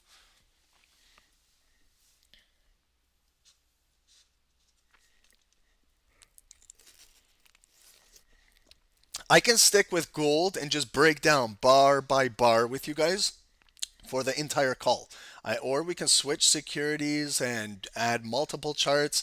I love bar by bar analysis. And you guys can ask questions in a live. I can tell you exactly what I'm thinking. I can break it down for you guys. Okay? So remember, we set these zones up before price even got here. So you see how it's still holding that zone. If you want to play it back, why did Ron pick this zone? See how the zone is still playing out. Okay, so it came back in there 3 times. The buyers were strong, and the sellers have answered by rejecting it. Okay, but we're still now cannot get below this green box. So this is where the market sometimes trades sideways. Okay, shooting star candle now. Now we flipped the entire momentum in this candle. Now the sellers are in full control right now. Here's the close. Look at it. So shooting star candle closing down low. They might gap this down. There's the gap, ignited bar, and the drop. So it's the follow through of this shooting star. See how it opened ignited with no wick? Here's your drop. This is when sometimes I like to scalp the next bar and grab 5-10 ticks out of the market and just get in and out. Maybe if you guys use that 200 EMA, that purple line, or 50% of this green candle. So if it just comes all the way down there, you see how just putting these bars together, you would know to sell this candle right away with intuition, no questions. If we see the big red bar come down, how many times did it get rejected at 50%? 3 times I counted, 3 times. And look at where they closed it down, right at the low with no wick. And they gapped it down, they opened it, ignited. There's your pop, your drop, right down to your, if you use your 200 EMA and 50% of that bar. And if you want to grab 5-10 pips and just get in and out, this is scalping, guys. It's a different breed of trading. It's not for everybody, but it's for me. This is my style of trading. Right there, that's 10 pips. And if you grab your 10 pips and you get out, good. You made 10 pips. If it keeps coming down, you got to forget that shit. Okay? You got to get it out of your mind as a scalper, cuz this can kill you as a scalper, cuz sometimes you take money and then it keeps dropping. That's okay. As a scalper, all I do is I know that I made money, it's in my pocket, I'll look for another scalp. I'll look for another trade. But don't let that affect you, cuz then you're going to do some silly things. Stay disciplined if you can, as much as you can, okay? But now, look at this zone. We can't keep it green anymore.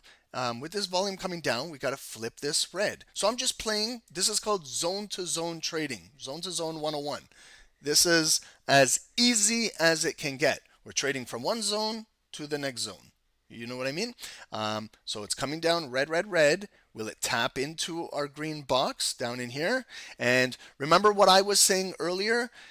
Some traders, okay, pay attention, guys, because sometimes there's some nuggets Ron is giving out and no one is paying attention, just me. Remember what I said here? This could, traders can take this as a double bottom approach, but some traders take it like this. Remember what I said to you? Down, up.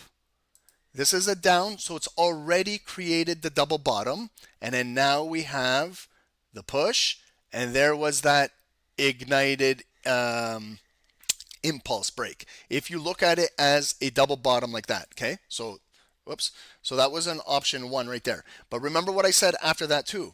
Other traders see it as a bigger bottom. They're higher time frame traders. So what they see is this entire move on the 5 minutes as one bottom. Now we see the bigger picture. We see the bigger neckline. This is probably a 15-minute or 30-minute neckline. And then now we see the natural push down. So now we might be coming into the bigger double bottom in here, and to see it come back up, this is the bigger picture. And then maybe it breaks above there, retest this, and then gold has enough volume to break the hourly 1H POI resistance and maybe get us to our daily point of interest up there. Okay, so it's all perspective. It's what you're looking at. When I said it might be this double bottom, that's why I would look to maybe the intuition to take that impulse move, because the double bottom on the 5 minutes has already been created. But if you're a higher time frame trader, maybe you're waiting for now this opportunity to build. So that was a little bit advanced for some traders. You guys in Zoom, do you guys understand what I mean by that? How, like, I can interpret this as a 5-minute double bottom, as the two bottoms here, or I can interpret it as one big bottom. Cluster all this shit together and it's one bottom. Do you guys understand what I mean by that? And then we're coming back for the bigger double bottom in here, depending on your time frame. If you're 15-30 minute, like just click on the 15-30. So you see what the 15s are doing. That was the first bottom, what I was talking about, where it came down, and that green bar that came up, that's the V recovery. Now we're coming back down red. So on the 15 minutes, we got to find our second bottom in here, and then to see maybe will it come back up. But that's how you got to look at it on the 5 minutes. I'm a 5-minute trader, even lower. But you gotta interpret what these bars are telling us. Okay. So do you guys understand? That's now the major resistance, 25.10. If you guys were back with us, I'm going to say like 2 weeks ago in the Tokyo sessions, on the 4-hour swing trades, 25.10 was our point of interest on the 4-hour to look for big sells or big buys above. And it actually played out. If you guys go back and back test and look at 25.10 on gold, you guys will see that this is a critical area that really causes big moves, either bullish moves above or bearish moves below. So, kind of came right back into there and they punched it down. Okay, so now if you're not in a trade, or you're analyzing, or you're drinking coffee, or you're just relaxing, or maybe you got in a trade and you pipped and you dipped, and it doesn't mean that you got it right away, just boom, get right in. You can now take a break to figure out what's going on. Now we might be consolidating down in here. Now what I can do is just watch what I was saying. Is this going to develop the bigger second bottom? Already we've got a higher low from all of this structure.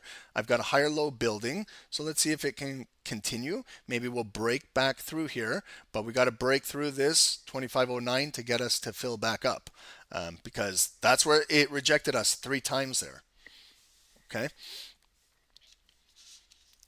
Do you guys want me to go on an index and then we can kind of do dual charting? I'm here for a while with you guys, okay? I'm going to spend the afternoon with you guys. Let's just watch this till noon because it's almost 12 p.m. And then you see how these EMAs, I know some of you guys are EMA traders, you see how they're kind of getting real close together. The 9 and the 200 are getting real close. This is where you're going to get some volatility. This is where you're going to get some erratic price action. What we could be looking, if we want to continue buying, maybe we need green volume to close above this structure. Then we know it's closing above the 9 and closing above the 200. But we also have to understand that this could be kind of maybe setting up for maybe a potential sell to come back down into the green box, like there. How it came up, they're pushing it back down. We haven't came into our bigger green box. See how they rejected the buyers now? Again, well, you're buying into short-term supply. It doesn't surprise me that the market is pushing down.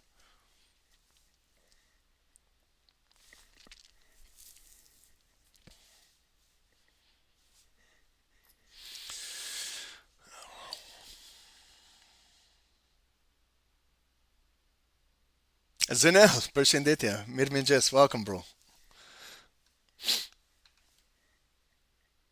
Okay.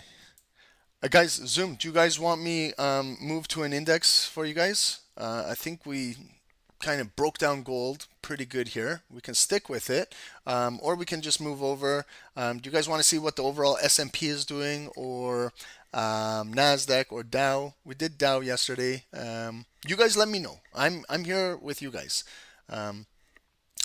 Also, I want to ask you guys, Zoom. There was a fantastic call with Dave and Newt on the call. Newt was doing his thing. It's kind of, guys, I would love to have someone come on the call with me live right now who's not shy and maybe share the way how they trade or share their analysis, and I can kind of help coach with you, or I kind of like I can ask you questions and things like that, and you share your perspective with me, what you're doing, what's working, what's not. I want to get into this, guys. I want to make these calls more interactive. If Newt, my man, shout outs to you. I love you for doing that, man. If everyone can get more like Newt and just hop in the call, share your screen, show us what you're looking at, your breakdown, your analysis. You can ask me questions. I can pick your brain, and I love that stuff, guys. And so the more we do about this, it will be a really, really nice interactive call for everybody. Too shy, Hardy? Okay, no worries. If you guys are shy, I'm going to break you guys out of your shell. Believe me. I'm going to break you guys. We're going to get the shyest person to step in here at some point. Okay, so now we got some consolidation. Okay, now just ask yourself, there was a big move, okay, that broke out of there, and then the move retraced all the way right back down. Okay, so maybe now the market needs to catch its breath. Now, this is again to decide who's going to win the next leg. If it develops in here and accumulates, the buyers could potentially break it back out for the next leg. If the sellers keep accumulating, then they're going to maybe break this down. Just because we're in a daily demand box, this does not give us the right to always assume that this is going to be demand, because what could happen is a big red bar, because there's a lot of stop losses in here. Let me really take this to the next level with you guys.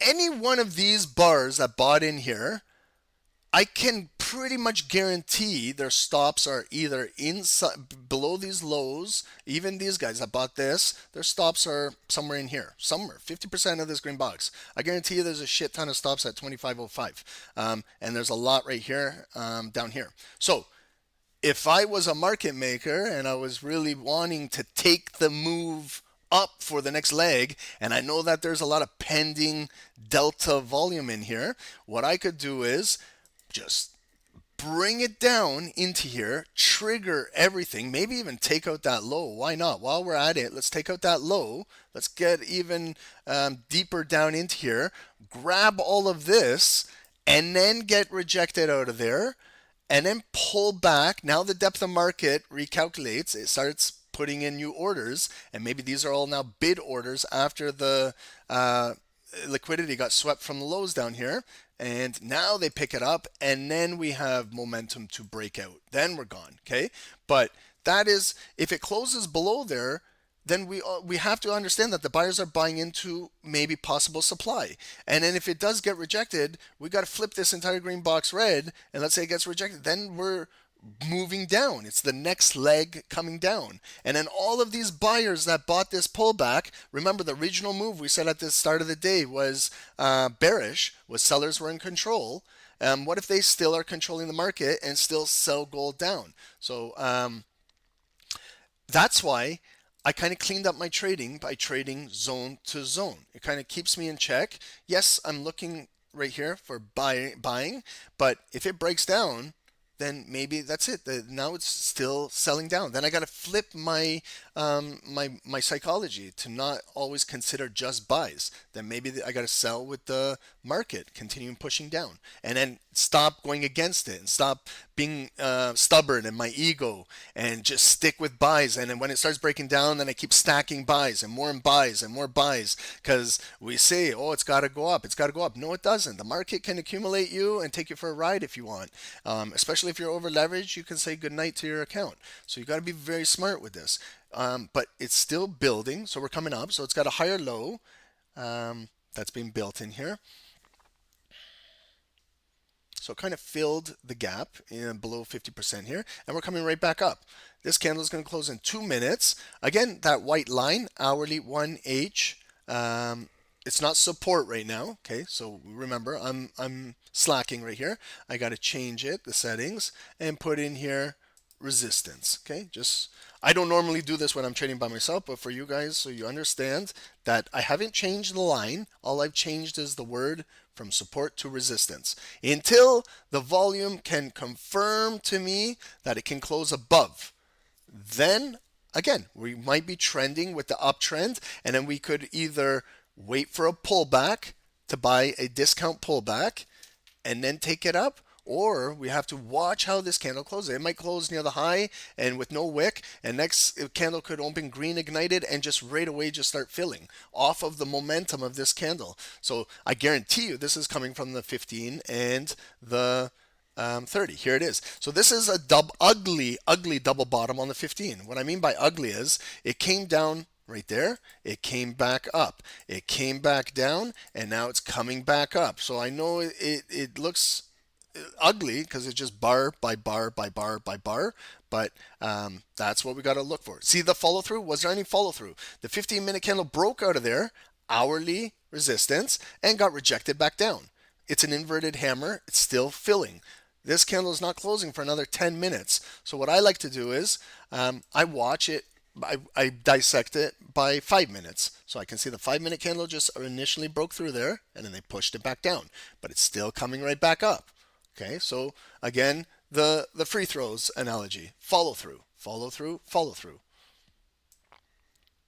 And we'll see the follow through when this closes in the next 15 seconds.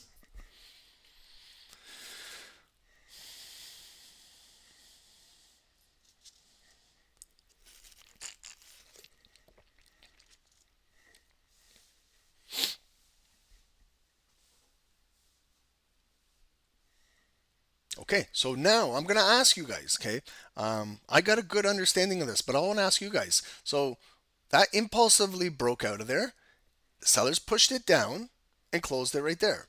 And then we still are below the red box. Okay, so it opened red and it came down, but the buyers are bidding it up again. Okay, so it's still respecting 50% of the volume, and now it's coming back up. But we have a relatively large wick to fill. It's not a small wick. Like this is a small wick on this candle. These two are really small wicks. This is a relatively larger wick. It's representing half of the range of the candle. So buyers really have to, again, push it, but you're still pushing into hourly resistance. So it might fail to break this. It might come up a little bit and it will be a lower high and the sellers will continue to push it down. And then if we push down, we got to see if we're holding 50% of this volume. We're still kind of, the volume is trapped in between this 9 and this 200 EMA. We're still in this kind of consolidated level, still kind of accumulating in here, but we don't have confirmation of any volume closing above here, okay? And also if you just want to get an understanding of the range in here, so if you are trading, whether you are buying or selling in this area, like from the top to the bottom, it's 25 pips. So just by just looking at the range right now, you have to consider a stop loss at some point, whether you're selling or you're buying. So if you think you're going to get away with 5-10 pip stop loss, unless you nail the candle with minimal to no drawdown, yes, you could go into profit right away. But for the most part, if you take a trade, you might have to incorporate a little bit of drawdown into your trade and allow it room to breathe, to develop. Okay, that's just standard. Like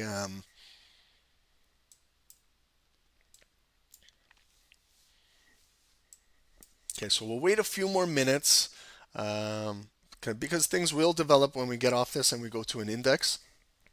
But we got to look at the overall markets as well today. Do you guys want to do crude oil? Do you guys want to stick with like commodities here, Colmex and NYMEX? Do you guys want me to do a good analysis of crude? And then today would be a gold and crude day. And then maybe tomorrow we can switch it up and we can do NASDAQ and Dow tomorrow. I'm open, guys. I want to try new things with you guys.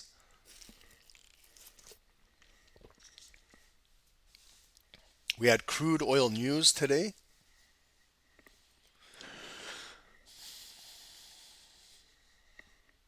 No, nothing, guys. You guys are different. When you guys are with Dave, you guys are really chatty Cathys. But when you guys are with me, you guys are real quiet. I don't know why.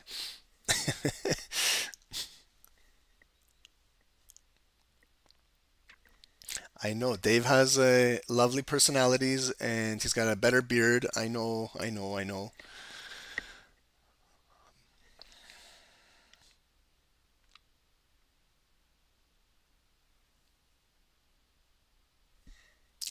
Dan, yeah, I'm not going to comment on that. I don't know anything about that. I heard about it. We had one of our members kind of affected by that as well, lost some money with that. So I'm in no place to say anything about that, guys. Um, no, that's yeah. All I tell you guys, if you're giving your money for someone to trade or invest or whatever it is, you got to do your due diligence. Okay, I would recommend going to a financial institution. As much as I hate banks, go to a bank and do that. Otherwise, you gotta know the risk that happens with that.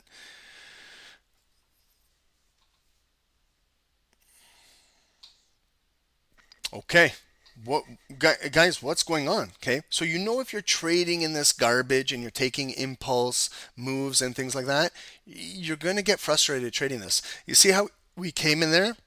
They pushed it back down. We came in there, it was green, green, green, but we didn't even get above that 1H resistance. We're still in the red box, and then the big red candle is pushing all the way down. So we're kind of just trading in here, green, red, in this consolidated area. It's still building. But if you bought that impulse right there, now you're in drawdown. Okay, so remember what I was saying. There was a time and place how things are building to maybe consider an impulse.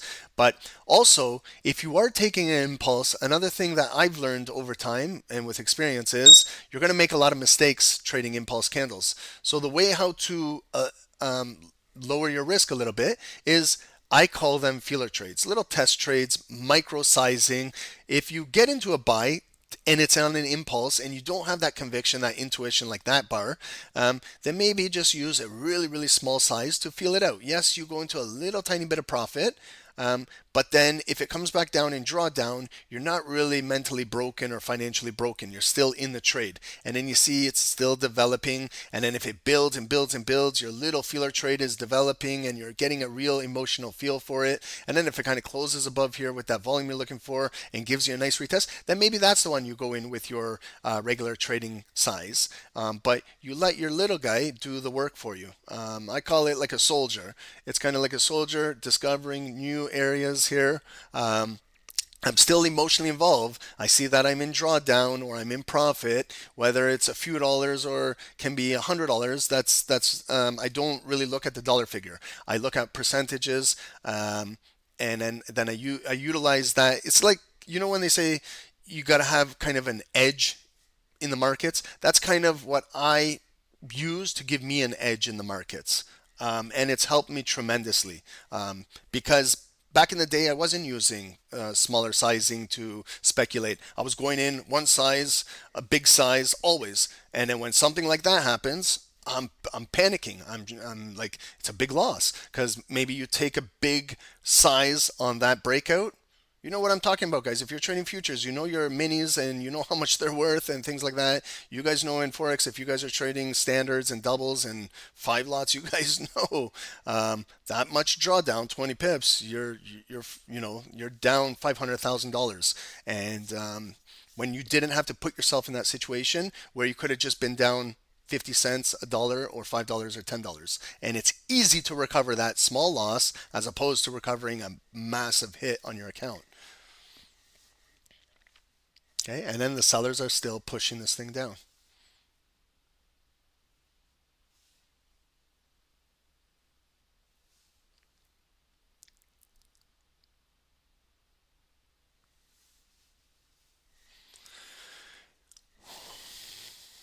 Okay, guys, do you guys want to see an index or crude oil, or we're going to sit on gold this whole afternoon? What would you guys like? You tell me.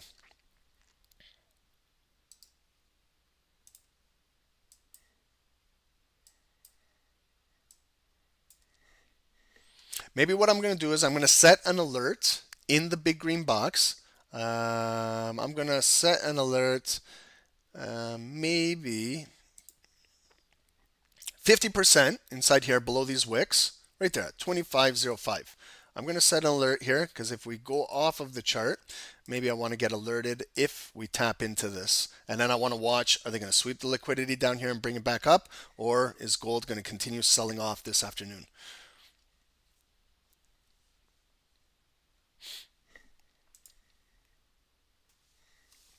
Okay, and if it still hasn't really broke out of here, it's still in this consolidated flag in here.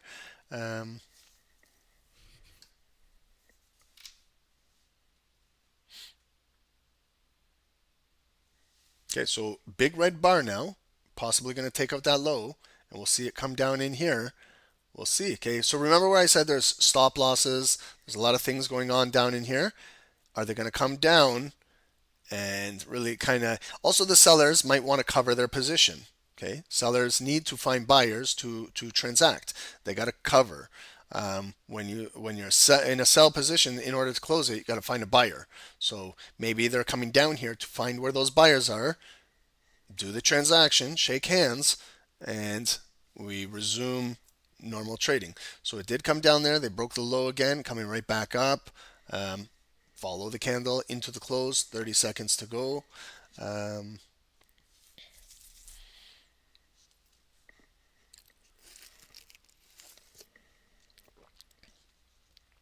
I could stick with gold all day here, but we're going to move forward. I want to give us another look on the chart. I'm going to go a lot faster. I'm not going to go the pace we went with gold. I'm going to do the exact same stuff, but I'm not going to label these things. I'm going to use the colors. I'm going to use just purple lines, high and low, yellow lines for daily point of interest, and white lines for hourly. And then we'll just keep dissecting it down. What I'm going to do is let's do an S&P. S&P will clean up the whole market. It's kind of like will give us a good broad picture of what Nasdaq is doing, maybe a little bit of the Dow, but the overall markets. Let's do if you're trading futures, ES. For you guys, we'll look at S&P, and then we'll do crude oil too. So we'll do 3 securities today, but I kind of want to just get a feel of what's going on in the overall markets.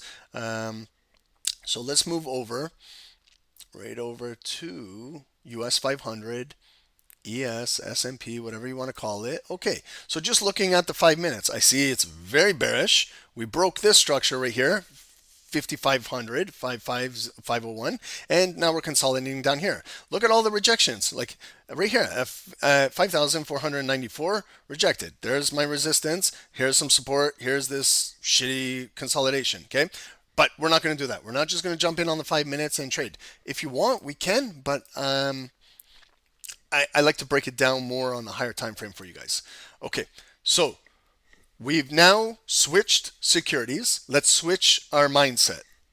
We're no longer on gold. We're on a whole new security. This is now S&P. So right now we're trading an index, different volatility. The point system is different. Remember, if you're trading Forex pips, if you're trading futures, now we're talking points and ticks, all these things. Different language for different security. These are kind of the basics, but make sure you just brush up on those so you know. And then practice with a demo if you don't. Okay, if it's your first time learning about when we're eventually going to get into futures charts and futures trading, I want you guys to know the difference between a pip and a tick and things like that. Okay, and then how much also, now we're not trading lots, we're trading contracts. So there's micros and there's minis. So there's some different things over here. Let's start off with the daily. And wow, okay, so oil. Or sorry, not oil. Oil coming next. This is S&P. Okay, just structural levels that are sticking out to you. This level is like a sore thumb up here. This was right here, all-time high supply. Bring it across. We traded back in there, and nothing is developing for the buyers. Boo-hoo up here. It all started at the switchover of the monthly switchover from the end of August to early September. The whole option chain could have changed for a new monthly. Maybe they burn some premiums up there and then they bring the market down. The way how they did it was really suspect, but get used to these corrupt markets and the way how they move. I was very, very suspicious on on the transition from the August to the September move, but I've seen some crazy shit in my days. Okay, so we got one top, we got two tops, we got a double top forming and pushing down. It's gonna not just be a free fall. Where are we gonna go down to? So we gotta figure out some levels. Okay, again, where are those levels that are just sticking out at you? Like you cannot miss this one. You can't miss this one. I know it might not be where we're at, but this was a previous all-time high, a pivot, and then it turned into support right there. So I see now some green volume closing above that zone. Flip it green, bring it across, continue bringing it into the future. Okay, are we going to get down here? I don't know. Okay, but there's got to be another level above us before it gets in here. There is right here. Okay, so there is technical levels that this was prior resistance and turned to support right there. Okay, right there you can see it. So if we continue to drag it, then it turned into resistance, and then there's the imbalance fill all the way down there. If we continue with this zone going across, I see that bar right there, August 14, close above, hold, and there's that next push to the all-time high supply in the month of August. Now, just with this zone continuing into the future, we may be potentially coming down to transact in this zone on the daily. Okay, now let's just find some key points of interest. Number one, new September, new month, big bearish bar close below everything here. How many days did we trade in here? 1, 2, 3, 4, 5, 6, 7, 8, 9, 10, 11 days in there. Where do we have structure? There's structure right around here. So again, a structural level point of interest, I use a yellow line right there, yellow. Why yellow? Again, I don't know. But that's, I said, guys, I'm not going to write down. Oh, we got a little alert over here on gold. Let's just check out what's going on gold.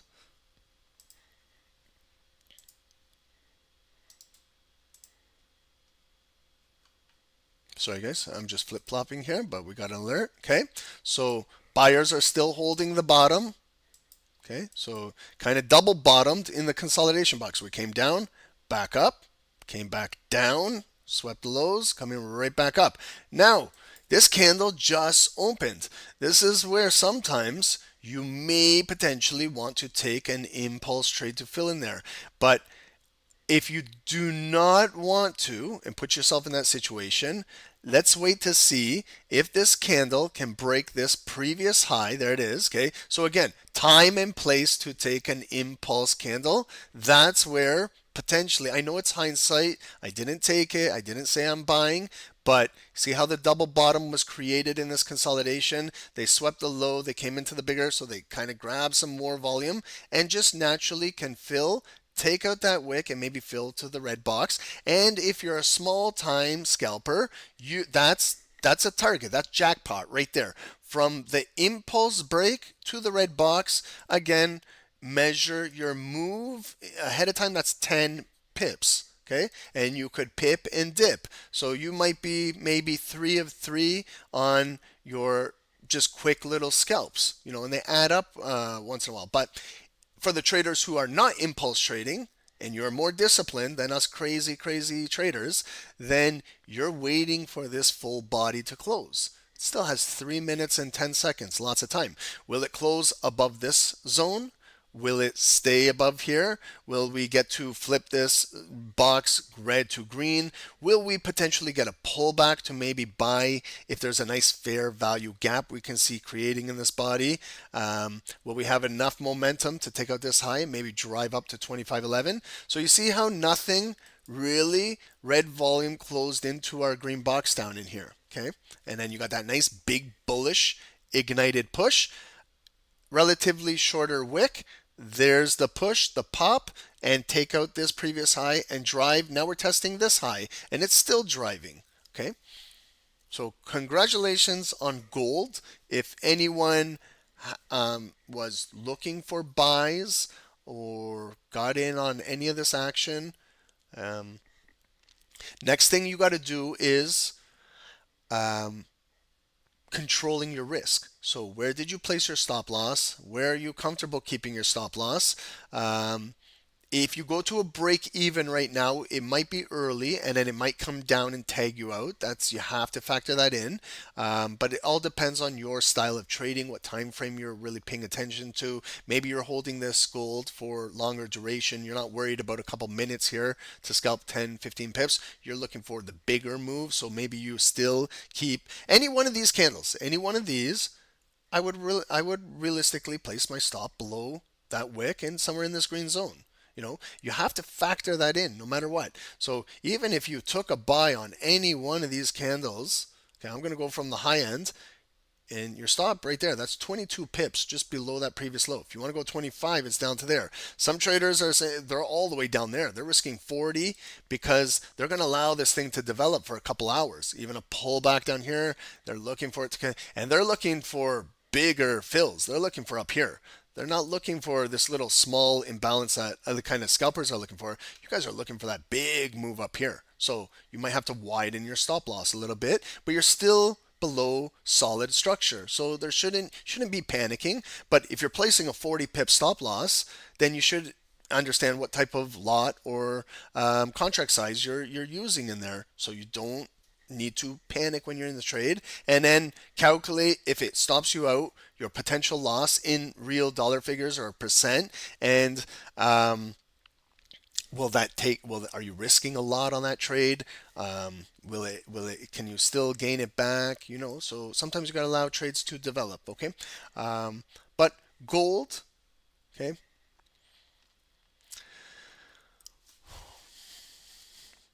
And someone asked, Ron, will I trade? Absolutely, I'll trade. But sometimes I'm in the mindset of just teaching, and then I'm not focusing on just getting in buys and sells, because sometimes that takes away from the call.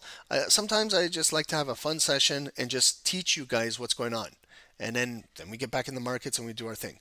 Okay, so I just want to kind of drill it in your head that what's your next move here if you're in the trade? Number one, this red box, make it green. The volume is above. Okay, we can't argue that.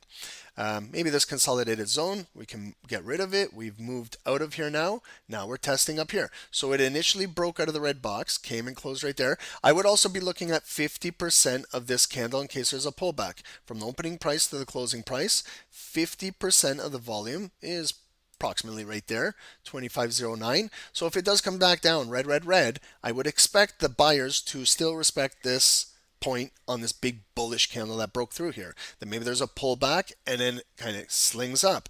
But right now, it pulled back right into here, still holding, and now we're attempting to take out this previous high. If it can take out this high, logically, the market wants to come and retest the previous high, then the hourly resistance. And then that looks like a bigger double bottom with a higher low that's really forming now. There's the higher low, and we got nice three bodies pushing, but we want to kind of push, maybe attempt to come into here some and take out a high. Then the pullback, and then we pull back. We make this red box green. Maybe the pullback is there. Maybe the pullback is at that red line, somewhere around here. And then might be that slingshot move to break this hourly and continue pushing up. And if you keep selling, like sellers were selling there, they were selling there, they sold there, all of these sellers down in here, their stops are above here. So if the buyers can keep buying, and squeezing these sellers are going to be forced to close a position. When you're selling, they're going to have to buy it back higher. That's their drawdown. We need that. If you're a buyer, we want to go after their stops so we can get them triggered up here, so to start buying. And then we get fresh new volume come in the market, and then it takes it for the new highs. So that's just like simple analogy how markets move. You gotta attack stops, whether they're buy stops or they're sell stops. That's where the money is sitting. That's where those pending orders are sitting in the market. Okay, so I'm just going to go right back to US 500.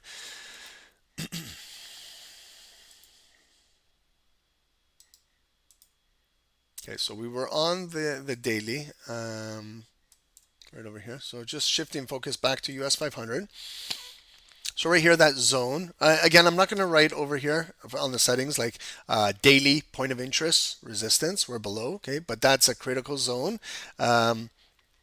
Now, maybe figure a zone, not just a line, okay? So now I look at the yellow line and I look below me what's happening. There's a gap in the market. There's that wick there, that wick there. There's that little body stuck in there. There's the retest. There's another retest and these retests. So if I'm looking for a zone now, I use my yellow line and then kind of put the pieces of the puzzle together. There, okay, there, and there. And bring it across and make it red. So now I got my lower high supply zone. Okay, this was all-time high supply. But now I can see that the market is lowering the offers. Bring it into the future again. Okay, we tested it yesterday. We came in there, they pushed us back down. We came in there today, and they pushed it back down, making new lows. So is it going to come all the way down into our green zone down in here, or is it going to start to build? I can see some structure. Can you guys see a little bit of daily structure at all these ugly wicks over here? Here's a body, a body, a wick, a wick, a wick, a wick, a wick, a wick. Okay, so this should be an area where maybe we should just place a yellow line right there. It was resistance. There's a body that closed above. That's what took us to that leg up. Here was the red body that closed below. A retest, drop, retest, drop, retest, drop, retest, drop.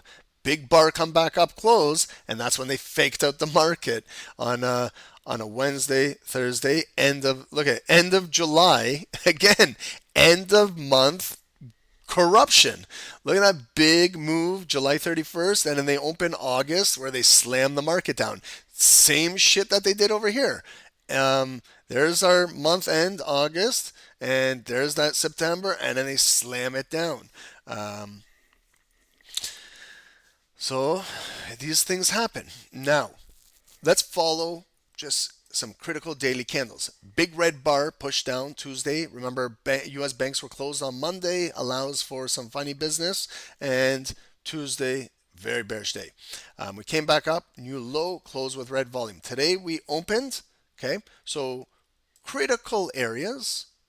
Obviously, when an opening price is a point of interest that you should pay attention to, whether you want to or not, it's just nice to know the opening price of the day. And when we opened, it was nice. It was bullish. It was great.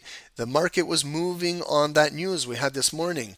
It was green, green, green. The US dollar was really green. Remember, we started our call, we were talking about the US dollar, how strong it is. Now, if you look at the US dollar on the 4-hour, it's a massive bearish engulfing candle taking out all of today's gains on the US dollar. So now we might see sentiment shift and markets selling off. So it came back up there, lower high, lower high. They rejected it. We came back where we opened. So again, purple for my high of the day. It's in the red box, purple. I know that's my high of the day. We pushed down, point of interest where we opened, and they continued, sellers, to take out this low. That was Tuesday's low. We took out yesterday's low, and we made a new lower low on the daily. So let's put a purple line at today's low of the day, 5,479.80. Push down, low of the day, and now we're coming right back up to, again, where did I get this yellow line? I got it from this structure here. So is S&P bearish or bullish? If we look at the start of the month, yeah, these three bodies are bearish right now. But someone will say, Ron, the overall trend is bullish. You're absolutely correct. Like from this rally up, that big massive pullback down there, held, higher low, push back up, but no new higher highs, okay? So there's no new higher highs, no new all-time highs. So they're technically holding it down. And now the sellers are coming in with that second double top up here. So technically this leg is bearish, but I want to see if the sellers can drive it into this gold box or green box this week. See what happens in there. Maybe NFP tomorrow. Now let's move over to the hourly. Okay, so now we can get a better understanding of how we're moving on the hour. We're real choppy. Here's midnight, 1 a.m. So that you see some hourly support. Like, I'm just going to place a white line, but I will not keep it here. I'll take it off. I don't want to confuse you guys. But if you're an hourly trader, you can see a body, a wick, a body, a body, a body, a body, a body, and a body, a break, but the body above. So there was good hourly support holding above 5510 for quite some time. And this is where the move started. Right here, 8 a.m., 9 a.m., that big bullish move, 10 a.m., that follow through. Okay, remember, they pushed it up there, but it's where the candle closes. So we traded right into this Wednesday's 11 a.m. high, and naturally they pushed it right back down, closing near the low with no wick. It opened just relatively green for a minute, and then they break it down to the low of the day. So we just tapped into the low of the day, and now we're coming back up. So the white line now was there. That is at a critical area, but all I want to do is bring it to more recent volume. So the last hour, 11 a.m., is more recent red volume. It opened and it closed there. So where's 50% of there? There it is. That's half. Here to there, that's half. And look at how it touches the 8 a.m. Newsweek perfectly. So I got touches. And look, it's 5501. Okay, I was off by 1 point. 5500, 5500, psychological level. Any security, any time frame, psychology matters. Okay, so are the buyers going to have enough momentum to come back up and test up here and push, or are they going to come up and get dropped down again? Okay, so now from this yellow to the white line, it's all resistance. If I want to make a little zone, I can trap there. I can see where it was accumulating in there, then broke out. I bring this same zone across into the future. Now I know I'm buying against red volume. Okay, so I'm counter trading. If I'm buying S&P right now, I'm countering this red volume. Okay, again, they could absorb these buyers and shoot it back down. If we close above here, then we flip this zone, and this might be the building block, and then we might be coming back up. Okay, so right now we got some developments right at this 50% level. Let's go to the lower time frames, the fives, and watch what's going on. Okay, so right here, 825, 820, we had our news come out. 10 a.m. made those highs. Bearish divergence, tapped out. If you do follow RSI at these highs, it got overbought. There it is, making the high of the day. That's why you always got to be calculated at the high and lows of the day. Or when it's approaching, like right there, that was a previous impulse breakout. If you look, that's why always look to the left of the charts, guys. You'll see a lot of information. Don't neglect looking to the left. Look at our 5 minutes. Okay, so they broke below that yellow line, came back down. All of this garbage consolidation. I would trap all this right here at the low of the day. Trap this nonsense.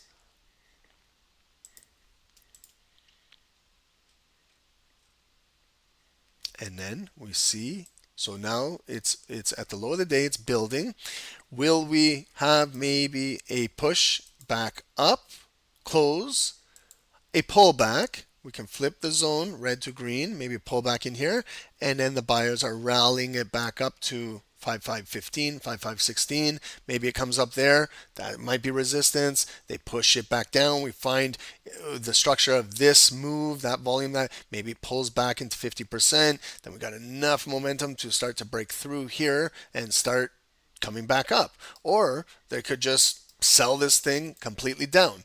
The way how it's coming up, like trade in the red box, and they continue to push it back down, pull back, and then another drop, and we keep selling this afternoon. Okay, so you got to be very calculated with what you do here. And remember, this is completely different from trading like NASDAQ, Dow Jones. This is S&P. This is overall. But stick with the top 7. You know, if I know it's 500 companies here, it's overwhelming if you're watching all 500 companies. But the Magnificent 7 control a large portion of this entire index. Who are the Magnificent 7? Just top of my head, Amazon, Microsoft, Google, Tesla, Apple, Nvidia, and Facebook Meta. Those are the 7, in case I'm missing one. those are the ones I would highlight on a watch list and watch daily. Okay, so that's S&P. Let's see what gold. Let's just see what gold has been doing. Okay, back to gold, and then we'll do crude oil as well.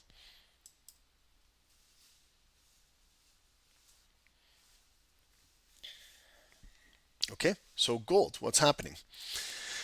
We broke. Okay, have we taken out this high yet? No, we haven't. Okay, 25.11 is still holding. Okay, so it did come back up. They're pushing it back down. So this might be our maybe a retest buy. Okay, so it broke out of here. It's pulling back now. Will it pull back into this red line? 50% there. There's tweezer bottoms. Maybe we don't even fall back in here. Maybe it continues to build. Volume will stay above here. We'll consolidate, and then it will break back up to the upside. So this is where, if you are believing that this trend is forming higher lows, higher highs, and you believe in the bullish move and you're not in, then maybe we're looking to buy some pullbacks. I would like to buy a nice pullback if it can come back down in this green box and be a buyer there at 25.08. Maybe buy in there and then take it back up. But sometimes you'll miss out on opportunities. Okay, it's not always going to pull back into these zones. It may at a certain time, might be 1 hour from now. Maybe it doesn't. But you got to still continue to follow the structure that is being presented. It came down right there, most recent low, back up. It came down again. Those are our tweezer bottom lows. 2509.07 right to the tick. 2 tweezer bottom lows, continuing to confirm this trend is pushing up. Now it's a nice big bullish candle. Again, can it just have, with all of this momentum, can we at least just take out this previous high? Then because we have to register a higher high. We got to break this 2510.89. You have to register a higher high in the books. Otherwise, this could just be a lower high, and then they push it right back down. When you register a higher high, it confirms that the trend can continue to move. You have to make higher highs in order to make and then grab higher lows. But if you're not making new higher highs, sellers are momentarily still in control here. So the volume closed above this big red box, green. Okay, and I'll just show you where this kind of resistance is right here. This is what we want to see if we can break through. And then we got to acknowledge that our hourly resistance is just maybe 10 pips right above this red box. So here we got green, red, our consolidated zone. If you want to trap all this, you certainly can. And then you absorb the flag that's being created. If you're bullish on gold and you're in a buy, this could be a nice bullish flag forming and then potentially redistribute to the upside. As if you're selling the market, if you're looking at it with a seller's perspective, you know that there's all this rally of red volume coming all the way down. So we came back up, there's the neckline, we came back down, but we picked up higher lows. So the buyers are still in control from the bottom. They're coming right back up. Now we're flagging to possibly break out of here and to tap into our hourly resistance. It came up, back down, came up, back down, came up, back down. But it is building off the bottom. We got tweezer bottom lows. We're still respected 50% of this bar. We might have to dig deep down into this green box again to pick up some more volume, or just continue consolidating in here for the next move. So gold is kind of consolidating right here. This could be a possible nice neckline breakout, but don't be surprised too if you see red volume kind of elevator its way down through here and come back down. Maybe for the bigger move of gold, think bigger picture. It needs to come down here and grab liquidity, take out some stop losses. All of these buyers, their stops are potentially right down in here. Maybe a quick kind of like red bar come down, grab all that pending orders, and then like a slingshot, go back up. Okay, so that would happen. That could happen, I should say. I hope it doesn't for anyone that's in a buy, but as I'm speaking, I know that there's sellers selling the market.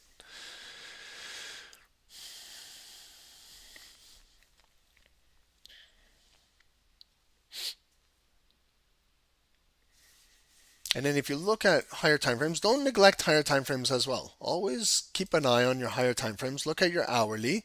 Okay, so we had the hourly move, the big shoot down at 10, 11. We came in there, and then this is where we started to start to come back up. This might be an hourly bounce, come up here, and the next hour it could come right back down. You see how the hourly is making its first bottom.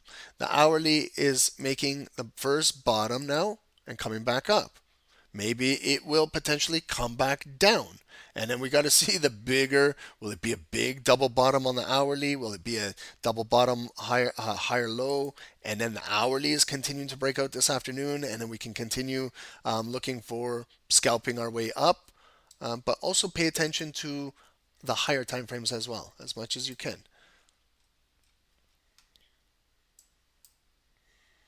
Questions? Any questions, guys? See up there? So someone might ask, well, Ron, why is it not breaking out? Well, it's having difficulty with this 1130 high. You can see like the buyers tried one time, they got rejected. They tried a second time, they got rejected. Tried a third time, they got rejected. They tried a fourth time and they got rejected, and it allows the sellers to redistribute the sell side delta, the volume, to the downside. But as it's coming down, the buyers are bidding it right back up. So the volume is kind of concentrated in this really, really tight box right here. So this is that sideways action that we tend to get in the markets. We made a big move here. Well, there was a big move coming down. The market caught its breath, made another move to the upside. Then the market came back down. It caught its breath, and then it made another move to the upside. Now it's catching its breath again. Now the sellers might be bringing it down, but then we gotta trust 50% to see if it will hold. If not, we place more emphasis on our zones on the green box. Maybe this might be an opportunity to look for a pullback buy into here and take it back up. But if this candle comes down heavy, it could slice right through this green zone and close below here, and then they extend the move all the way down to the bigger zone. Okay, so there it is. They're like, just look at it.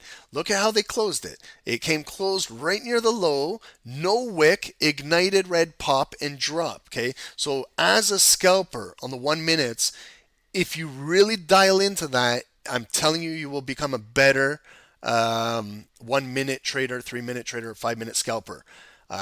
But that's what I try and teach on a daily basis, is where the volume closes, how the next bar opens. And you guys are watching this live. It was a big, right near the low, bearish bar, came right deep down into our green box and then found a buyer. And that's what's representing the wick coming right back up.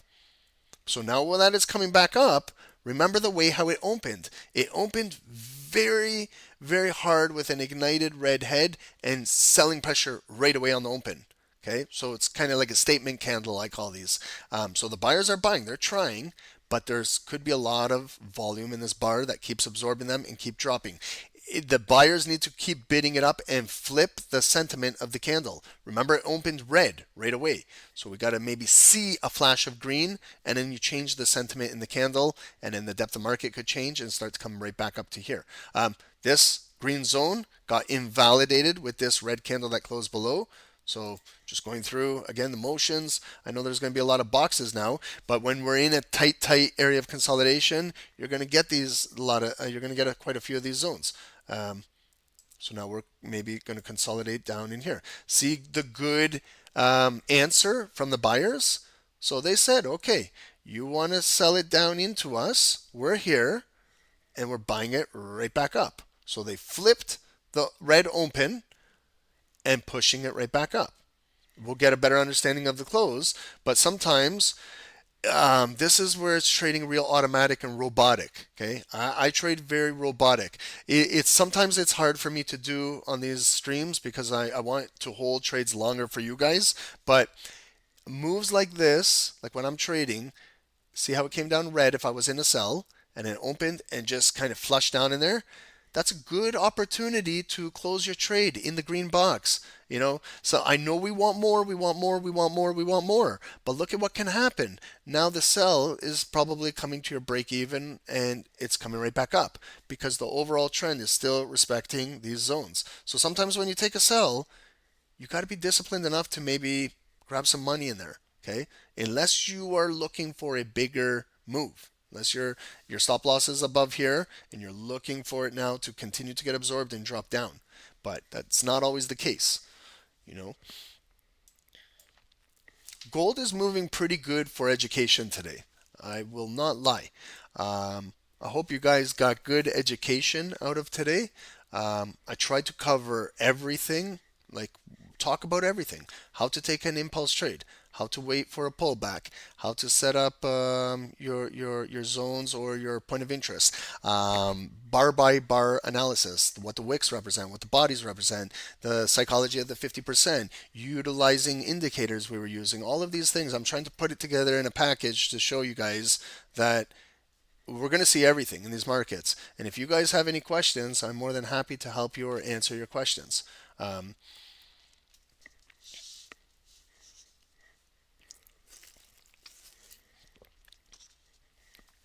I believe in education foremost.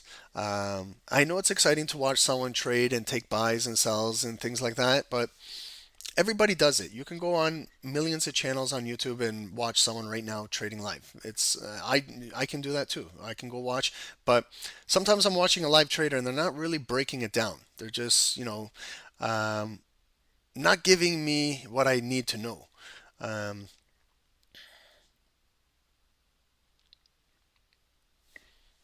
And you learn a lot by watching individual candlesticks. Someone asked me, Ron, how did you learn how to scalp? Who taught you?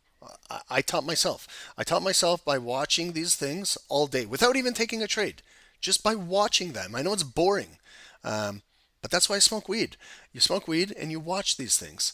Uh, and you just watch them. I was watching these things for hours and hours and hours. They were fascinating to me.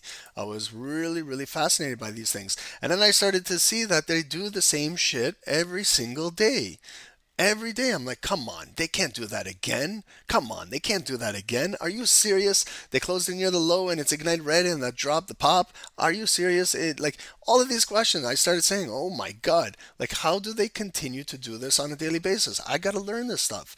So right there, you see how the uptrend is still intact? Remember we were talking yesterday about pending buys? I know some traders are not used to it, but maybe if you waited for patiently for that pullback in the green box, if you had a pending buy in there or you got triggered, that's a trade with zero drawdown and you got filled at the best level. It doesn't get any better than that. If you got filled in there, congratulations. Like it doesn't get any better, but you got filled in that green box.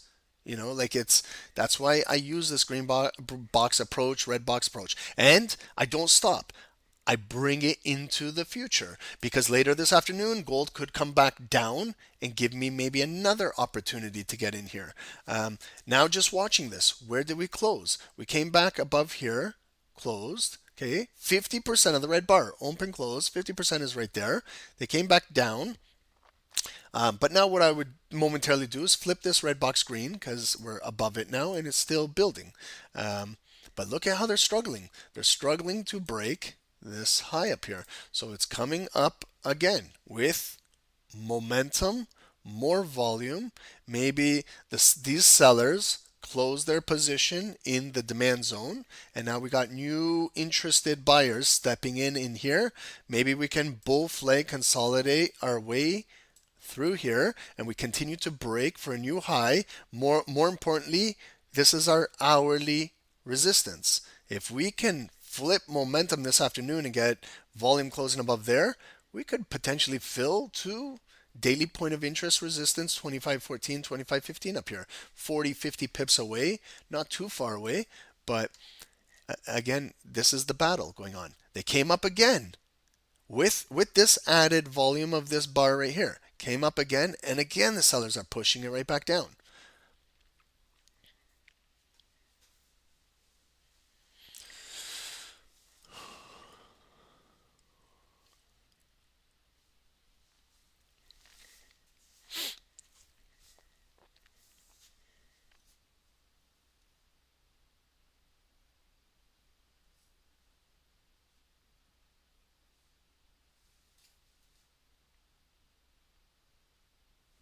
Okay, guys. Thanks, guys. I appreciate everyone on the stream. If you guys can hit the like button, if you guys do enjoy the kind of breakdowns, and then we'll get right back into, trading. We're going to get right back into buying and selling and things like that. But sometimes it's nice to break things down for you guys. I want you guys to be able to do this on your own and understand. Okay, so nice continuation. I'm going to ask you guys, did we break any solid demand structure down here? Did we break down here? No. Did we break this level? No. Have we really broken down this level? That was a minor break, but it got it got answered pretty good. And look at where we just impulsively broke out to, the white line. That's the hourly resistance fill now. So the hourly move came right up there. We've got a minute and 25 seconds. Now we're going to see the follow through. Will it come back up and close right near that high? Number one, I need it to close above this zone, above the red box to the white line, anywhere in here, like where the volume is now. That provides the damage done. There's the higher high break, but the follow through. We need the free throw analogy. The follow through. Can the buyers follow through with strong buying going into the close? And then we might pull back. Maybe we drive. Maybe the candle opens strong, green, with a good positive close, and then we continue just breaking through here. But you got to also respect that it tapped the hourly resistance, and sellers could push it down, and the next bar could be red, and we come right back down off of the momentum that just tapped right there. Okay? So let's watch this now going into the next 30 seconds.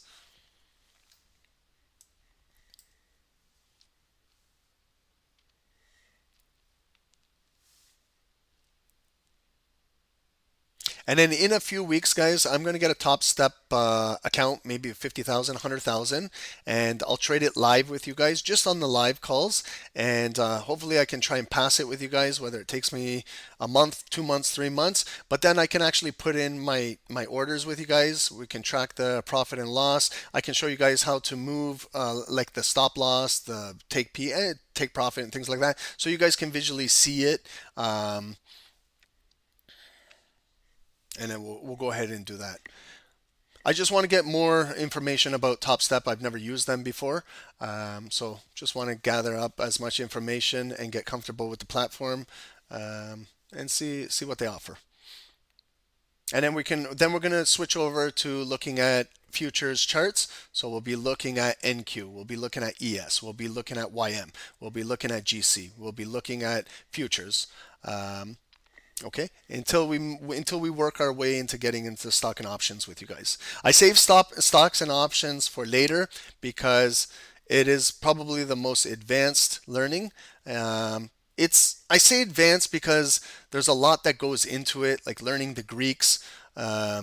Not the Greeks like on the Greek islands, not those guys. We're learning about the mathematic Greeks. We're not learning about your Greek friends. We're learning about theta, beta, delta, what I've been talking about, time decay, IV, implied volatility, all of those things. That's what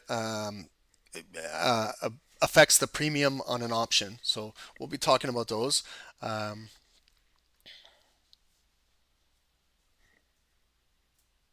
Juanito, is it okay to trade stocks with Fusion? Yeah, Fusion is a regulated broker. They are really good, Juanito. We're no longer allowed to trade with Fusion here in Ontario. That was my broker I was trading all my life with. But Ontario, where Dave and I are at, have very, very strict laws over here. So they made me take all my money out of that account and no longer accept us as clients because we are from Ontario, Canada. But they are a fantastic broker, good spreads, nothing bad to say about them. Good commissions, the round trip, 450 a standard lot, and they do allow you to trade stocks through CFD.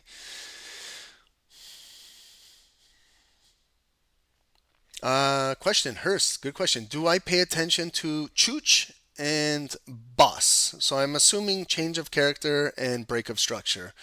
I know Cheech and Chung, but maybe Chooch is their buddy too.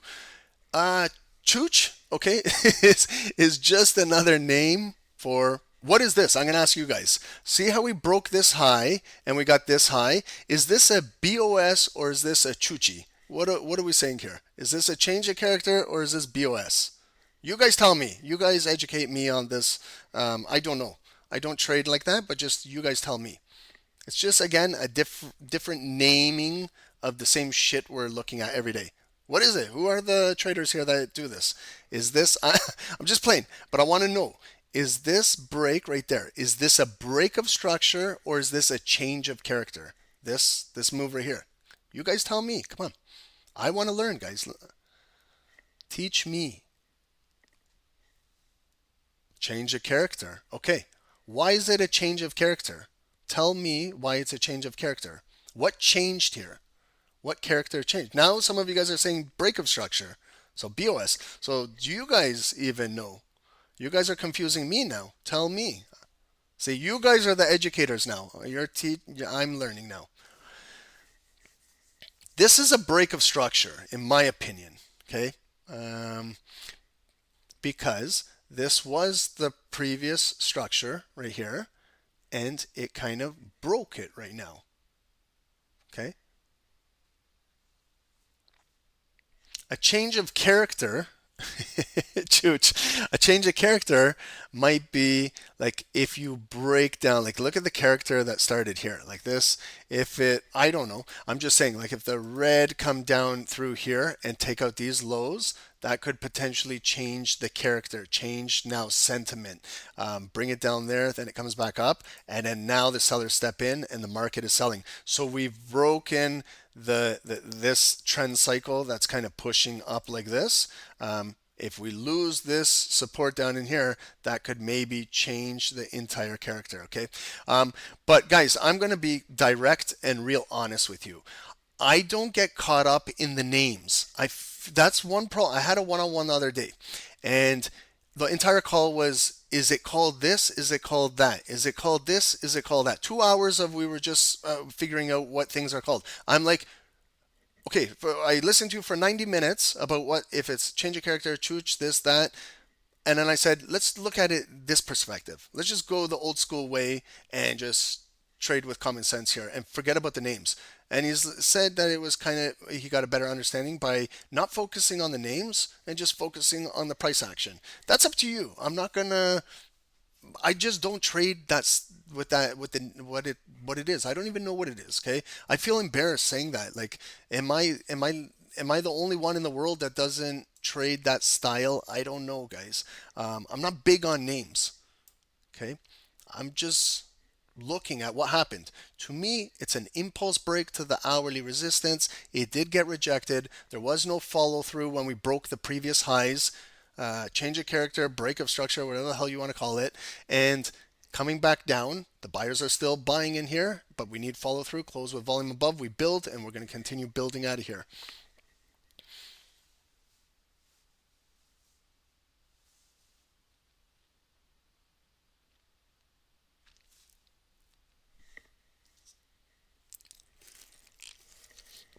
But you know what, guys? I will make a PowerPoint presentation, a webinar on those concepts of change of character, a break of structure. I know it is important. I'm just playing around. I'm just trying to have a good time with you guys. But I will have a professionalized PowerPoint developed, and we'll go over it, and we'll really break down with what exactly those are. They are important. Change of character is very important. Break of structure is important. I know some of you guys are learning those concepts, and they're very, very important. But it's good to know exactly which one is a break of structure, which one is a change of character. If you're not sure, then just, that's what we need to learn. That's what maybe our homework is for tonight, tomorrow, and the next day. Let's understand what those concepts are before we even take any trades. So learn what those are. That's learning. Now, look at here. Okay, I have other words.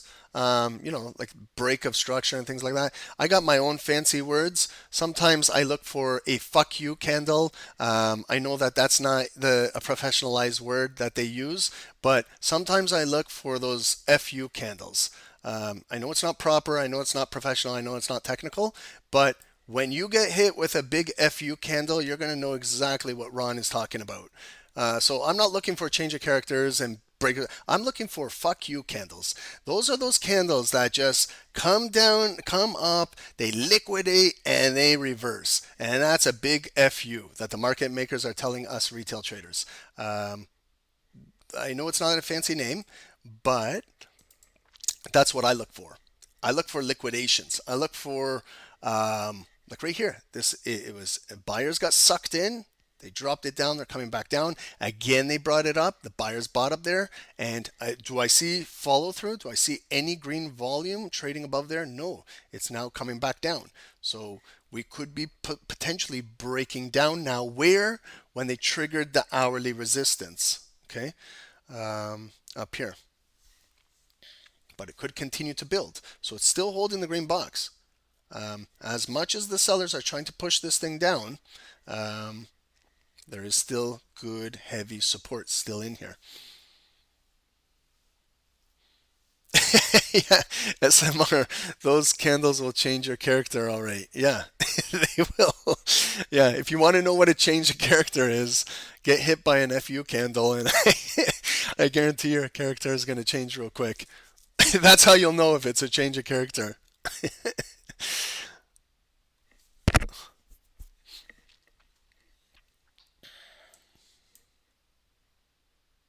Okay, and then trend lines. I know a lot. Some of you guys use trend lines. Some of you guys don't. Okay, you don't got to get too caught up in.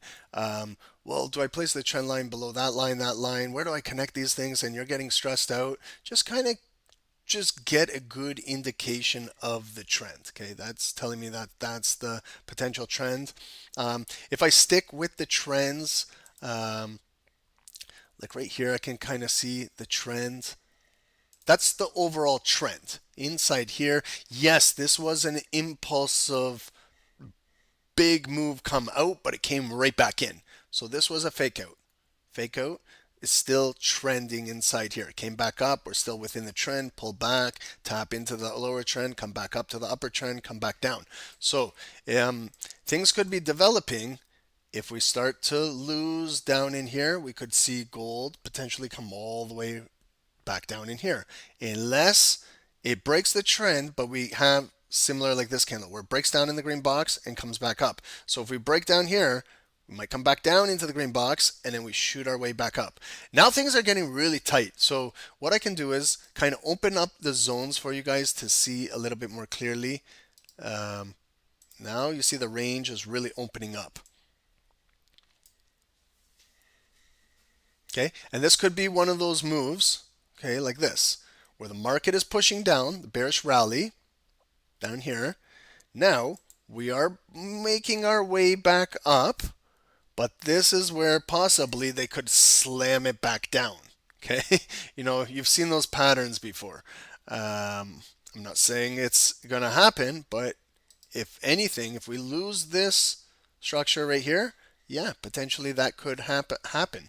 So maybe we got to also understand that, yes, there is a nice uptrend forming that started during our call, but the overall pressure is pushing down. So they might come all the way back up to some point and then they get hammered down. So we're still trading inside this little parallel channel right here. Remember the 50% level of this body? That body closed, but it came right through there, but came up right back up. So we're still kind of, volume still is above here. We've kind of tapped it a couple times in here, and we're still currently still above that 1220 candle. Okay, so it's technically could still come up, but every time it's coming up, they're pushing it down. Every time it's coming up, they're pushing it down. When it came through there, that was that zone that tapped into that 1H POI resistance. That's why we spent time making our charts at the start of the call. And you see how short-term time frames react at those critical higher time frame levels.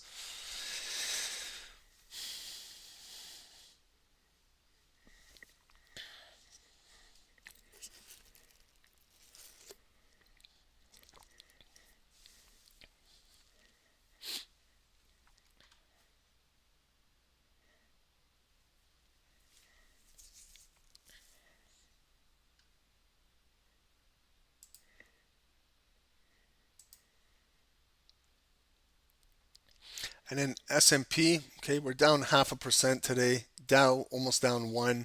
Nasdaq flat on the day. Crude is barely moving right now. Okay, $69.25, and gold futures 25.40. Flat market today. Tesla is giving back a little bit of the gains. Nvidia giving back its gains. Neo is really moving, guys. 11% on Neo on earnings, and Apple almost 1%.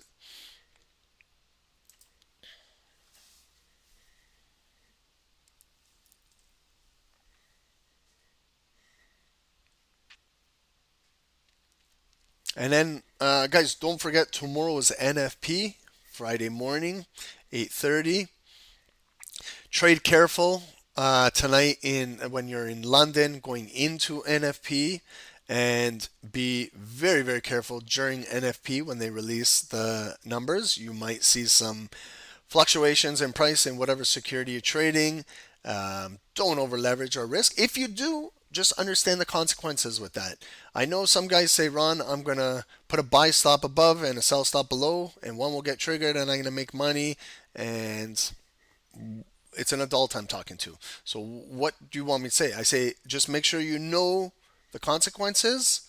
If you lose, how much are you going to lose? Are you okay with that? That's your decision. But you could also get tapped both ways. You know, you could get triggered on the way up, triggered on the way down. They play with you, and then boom, you get liquidated on both setups. So, do you want to gamble with like I don't know? Some traders do. I don't. I love to gamble, but I'll go to the casino. I'll go to Niagara Falls. I'll go to Vegas, and that's where I'll gamble. I don't like to gamble in the markets. That's why we have casinos. Yeah, it's great to play poker. Poker teaches you a lot of psychology that you can use in the markets.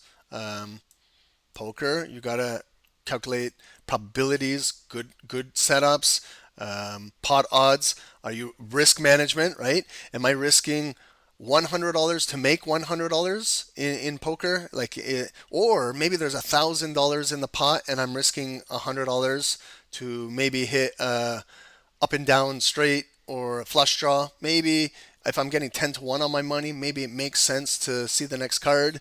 So all of these things. Also at a poker table, I'm playing against you guys. I can maybe get some tells from you guys. I can read you guys. Like right now, I'm trading against the markets. I can't read who I'm trading against because I can't see them. I would love to see who I was trading against. I would love to see them face to face and trade against them. But these days, we can't do that anymore. So I have no idea who I'm trading against. But that's why we got to look for clues. We got to look for tells. I was telling you, like those FU candles. It's kind of like a tell that the market is telling us. It's kind of a clue that they're going to reverse direction. So it's kind of like using poker as analogies. Look for clues, that tells that the market can give you. I know we can't look at them directly in their face, but they still give us clues as to what's going on.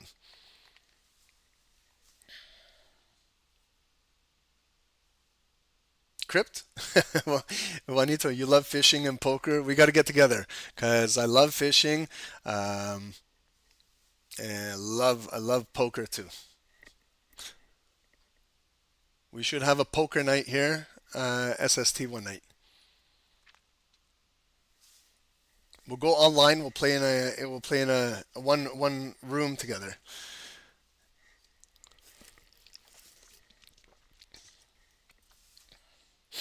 A good saying in poker: if you can't spot the sucker, you are the sucker.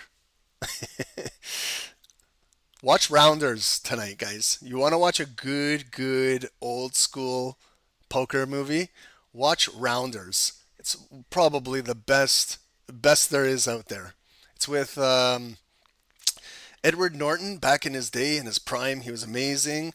He plays Worm in it, and Matt Damon. Great. Has anyone seen Rounders? It's just me talking off topic here. But structure is still holding. Still holding this channel, coming right back up. So let's see if we get some good volume closing above here, and maybe we're gonna look for this gold breaking out through here. What's my take on gold? Yeah, I'm still bullish. Like, it's nothing has broke down.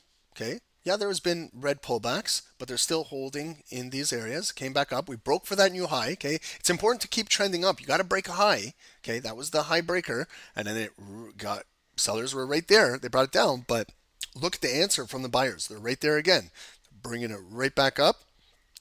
This bar is going to close in 2 minutes.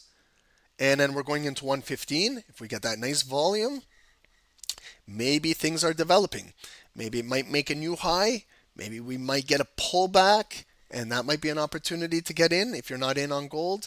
But we have to watch this play out. Where will it close? It came right back up there again, and they're pushing it right back down. So where will the close be? Very, very important.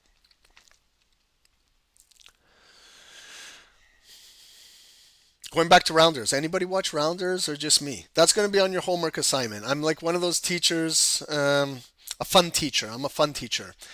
Your homework tonight is to watch a movie. Watch rounders.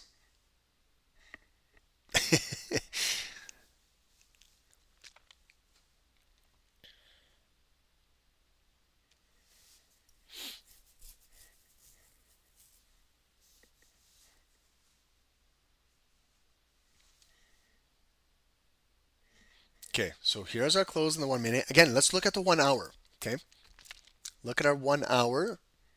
Let's see our 1 hour structure. Okay, we had the big push up starting in London, 4 a.m. Push up. We had the nice red pullback come right back down, and now we're starting to build. So look at the hourly candle. Remember, that white line is the hourly resistance. Can we start to push and then start? Look how much room we have to fill up there. We could easily fill this afternoon if it has a nice strong push here, but also pullbacks on the 1 hour, still holding the support. I'm just showing it to you guys on the lower time frames, on the 5 minute right here.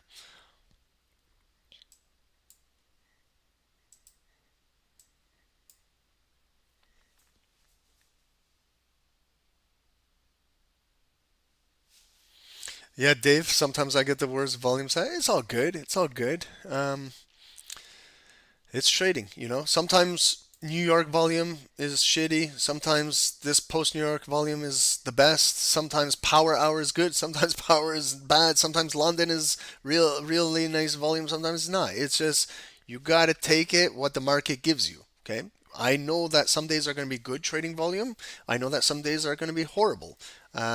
And I know that some days I'm going to trade a little bit more on good volume days. Some days I'm going to trade a little bit less on shitty volume days. Some days I might not even trade. If I don't see anything I like, I don't trade. I don't force trades. You shouldn't be forcing trades.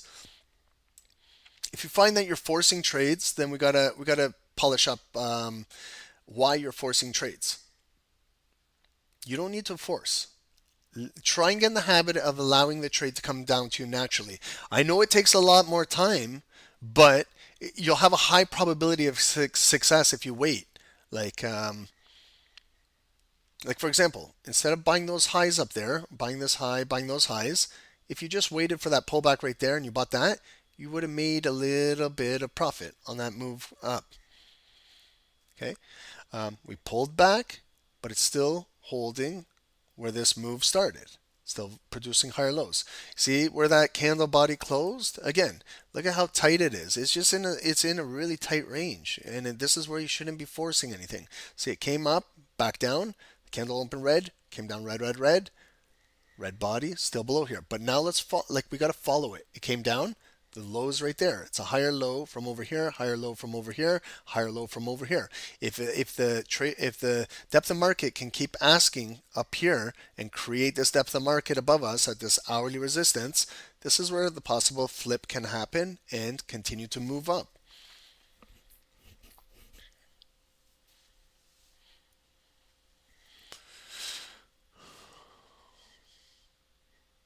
Let's just take a look at S&P. Whoops, not NASDAQ. Where's my US 500? Okay. So US 500 closed above, made its move to up to this area, the 5500, and then pushing back down. Again, you guys can clearly see it. Stop that. Dave. Oh man. That's the first time that's ever happened, guys. There was an eggplant on my screen. That's too much. That was manipulation. I swear. I gotta get off this chart. That's oh, that's too much. Don't do that. I gotta stay focused here.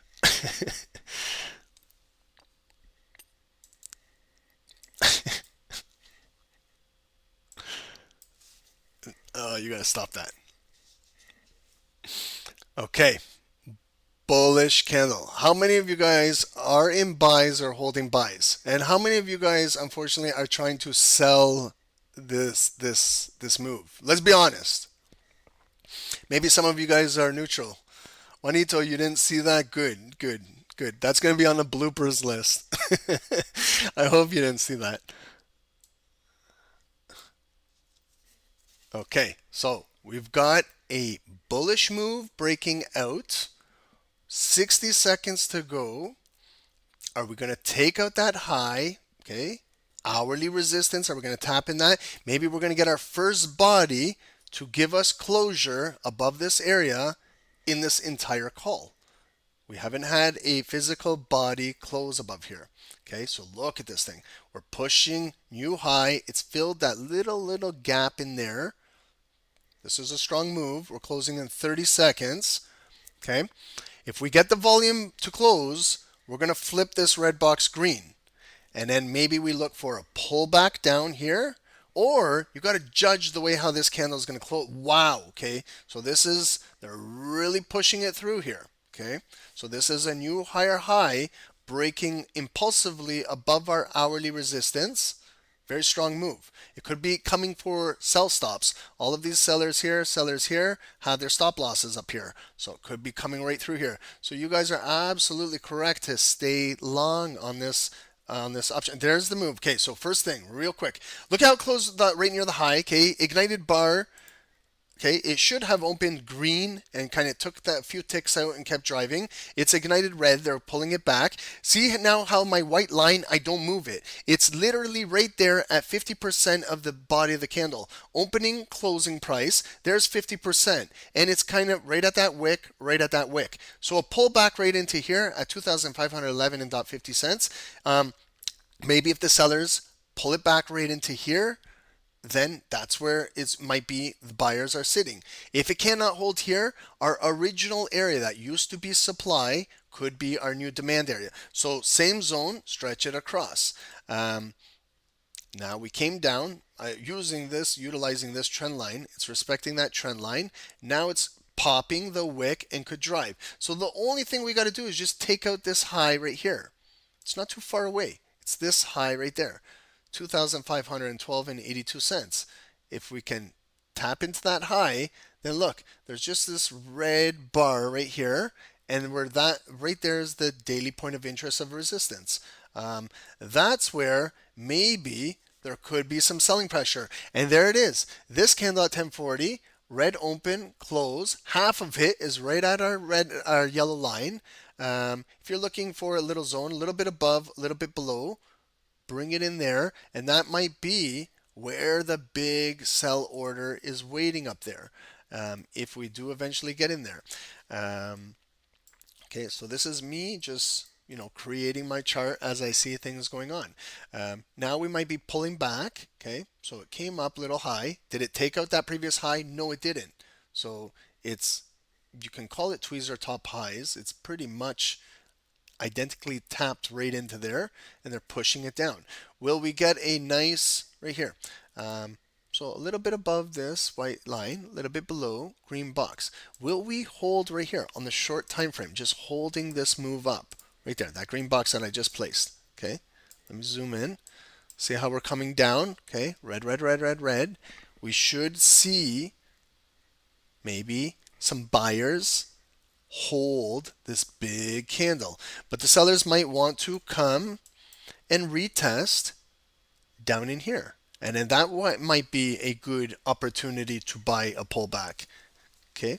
Yeah, you want to try to the best of your ability to not always just buy high breakouts, because then the next candle could possibly be your drawdown candle coming down. And then it's going to affect your psychology. So sometimes maybe just try it for a week and don't buy the highs and don't sell the lows. Watch and maybe buy a pullback. At least if you buy a pullback, you're saving yourself a little bit of drawdown. Maybe that might help you psychologically. And maybe you might get a perfect opportunity to buy and you get filled and then it reverses back up and you have minimal to no drawdown. Okay, so this is level number 1 just from the body that closed. So it is a level, but it's not as strong as this level down here. This one's been tested all morning. Right there it tested, could not break. It was tested through here, didn't break. This is the first bar that actually closed above now. Now, the market may want to come back down to retest this area to see if it's actually going to be support. Remember, it was a red box the entire call. I just flipped it green now because of this bar. And now we're still trading right into 50% right here. At the hourly 1H point of interest resistance. But remember that word resistance. We have volume momentarily above it, so I got to change the wording. This would be support right now. Okay, again, it's going to change maybe real quick on the next bars coming in, but right now, technically, that first green candle that closed above, this was resistance for us the entire call. Now I've changed it into support. We're going to see now if the hourly candle is going to start building support here. Again, you can take a peek at the hourly candle to actually see what we're testing right now. Okay. So all of this hourly structure from the past, we are pushing above it. Here's our hourly volume above that white line now. But this hourly candle has 35 minutes to go. 35 minutes is a lot of time. It could continue to build and hold. If it closes above here, then we use this as support. But we're watching the fives. We're staying on the low time frames. So you see how it's still building out of here. How did we react at 50% right there? Okay, I know, but guys, this is what you should be doing on every single candle. See how I did that? And see how everything lines up properly? The white line, we never touched this entire call, but you see now how they close it above, and then look at the retest, red, red, red, right into 50%. I placed that green box, and at the white line, we had, if you had a pending buy at 50%, you are right back, you're in profit with zero drawdown. Sometimes you can find these trades just by trading with the trend and waiting for pullbacks. And came back up, closed near the high. Again, you got a nice open close, nice open, pop the wick, and continue to drive. We're taking out this previous high, so we may fill right up to our daily point of interest resistance up here. I made a little box above, a little bit below, because we might not tap exactly right at that yellow line, but give or take a few points above, a few points below. And that might be a position where if you bought down in here or here and you're driving up there, maybe that's where now you start to manage risk. If you're in a long buy, go take your stop loss, break even, secure a trailing runner at maybe multiple zones here. Maybe if it comes in there, because that's where the market could potentially sell. Like, look at the structure to the left of us. Okay, it was support there, support there, support there, support there. Big wick came down, but the volume closed above, support again. This red candle closed below. We came right through there, but then this red bar closed below it. We haven't really retested it until now. It's coming up there. So that's where this move could come down. It's coming back up the bigger leg right into there, and then they could push it back down. Okay, but What happens if we cut right through here? We close above, we retest this. Now our yellow line, daily point of interest resistance, turns to support, and we keep driving on gold, and it keeps driving. And then you just keep flipping your zones, keep watching your areas. Is this overextended on the 5 minutes? Not even close. Remember this? Is it going to break above 50? It just did. So now RSI, we're in an area of strength. We're cutting through resistance. We need to have strength to break resistance. It's only at 61, 62 right now. We're nowhere near being overbought. So this thing could continue to drive. Look at that nice big bullish candle follow through.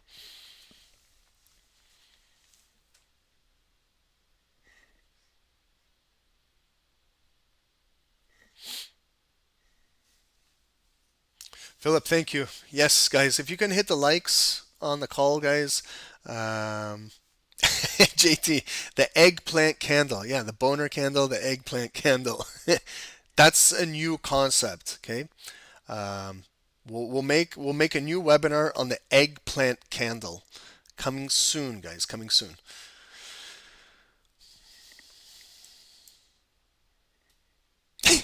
What are with all these names? Someone asked me, Ron, do I trade the kiwi strategy or the coconut strategy or the pineapple? I was like, oh, come on now. Now this is what we're going. Okay, so SST has a eggplant strategy we're going to coin.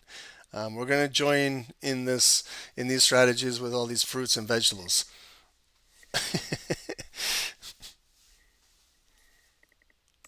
Again, the names are not important. Structure is important. Follow through on candles is important. You controlling your emotions when we're trading is very important. Okay, set aside all the names of everything.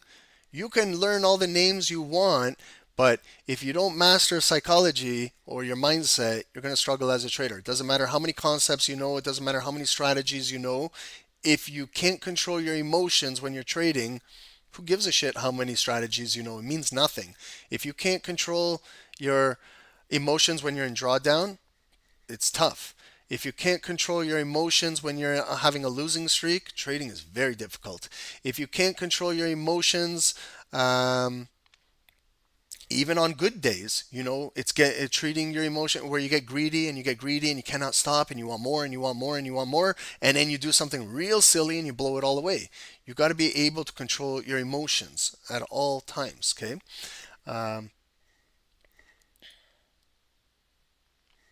Yeah, I agree with you, Amanda. I just want to trade candles. I'm a traditional candle trader. I just love looking at these things. Candlesticks. The Japanese invented these in the 1800s while they were trading rice in the fields for the opening price of rice, the high, the low, the closing, and they displayed it on a traditional Japanese candlestick, and we still are using these today. So it's unbelievable. So I'm going to stick with something that works for over 200 years. That's a pretty good back testing.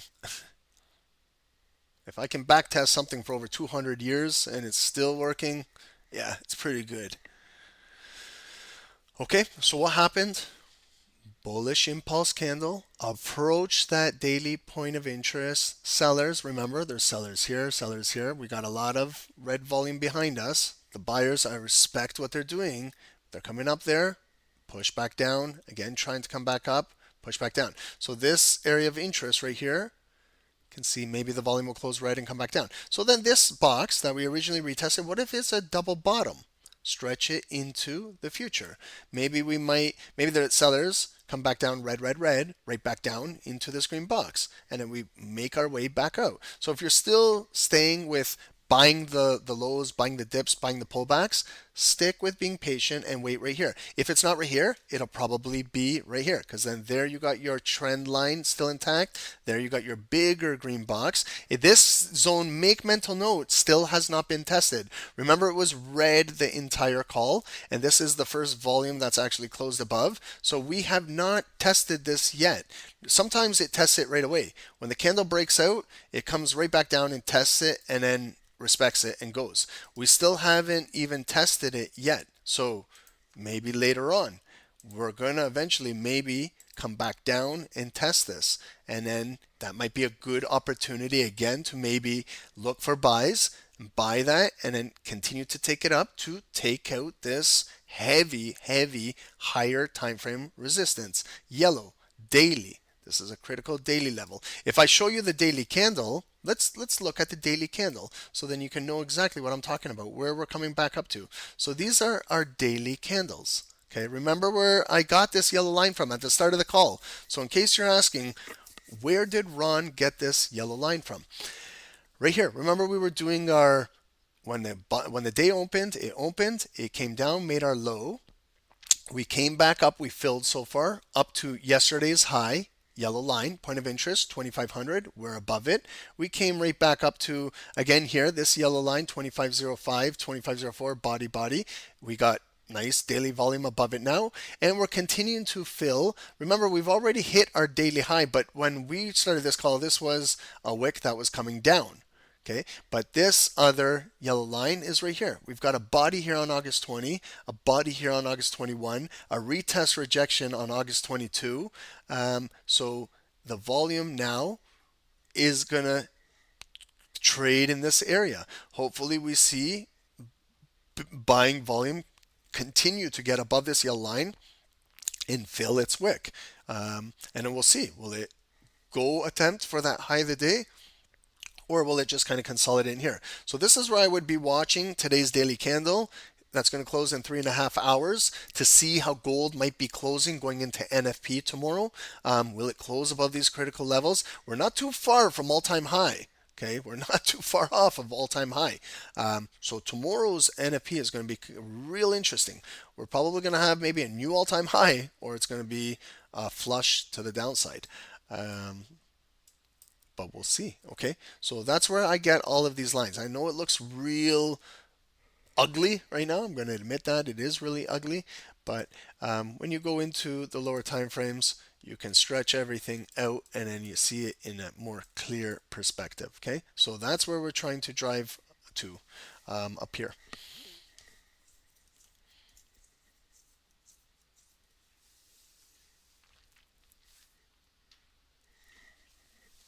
Okay, one more security, guys. Do you guys want me to go through one more security? We got about like 30 more minutes on the call. We looked at S&P. Stop this, man. You're silly. Okay, right over here. Okay. Well, I'm not trading S&P right now. We're just watching it. Hey, this is not the greatest volume, but again, coming down, back up. Okay, oil. Yes, I said that earlier. Let's do oil. Let's check out U.S. oil. Whether you trade U.S. oil or not, okay, I'm not asking you if you trade it or not. If you do, great. Then this is going to be good.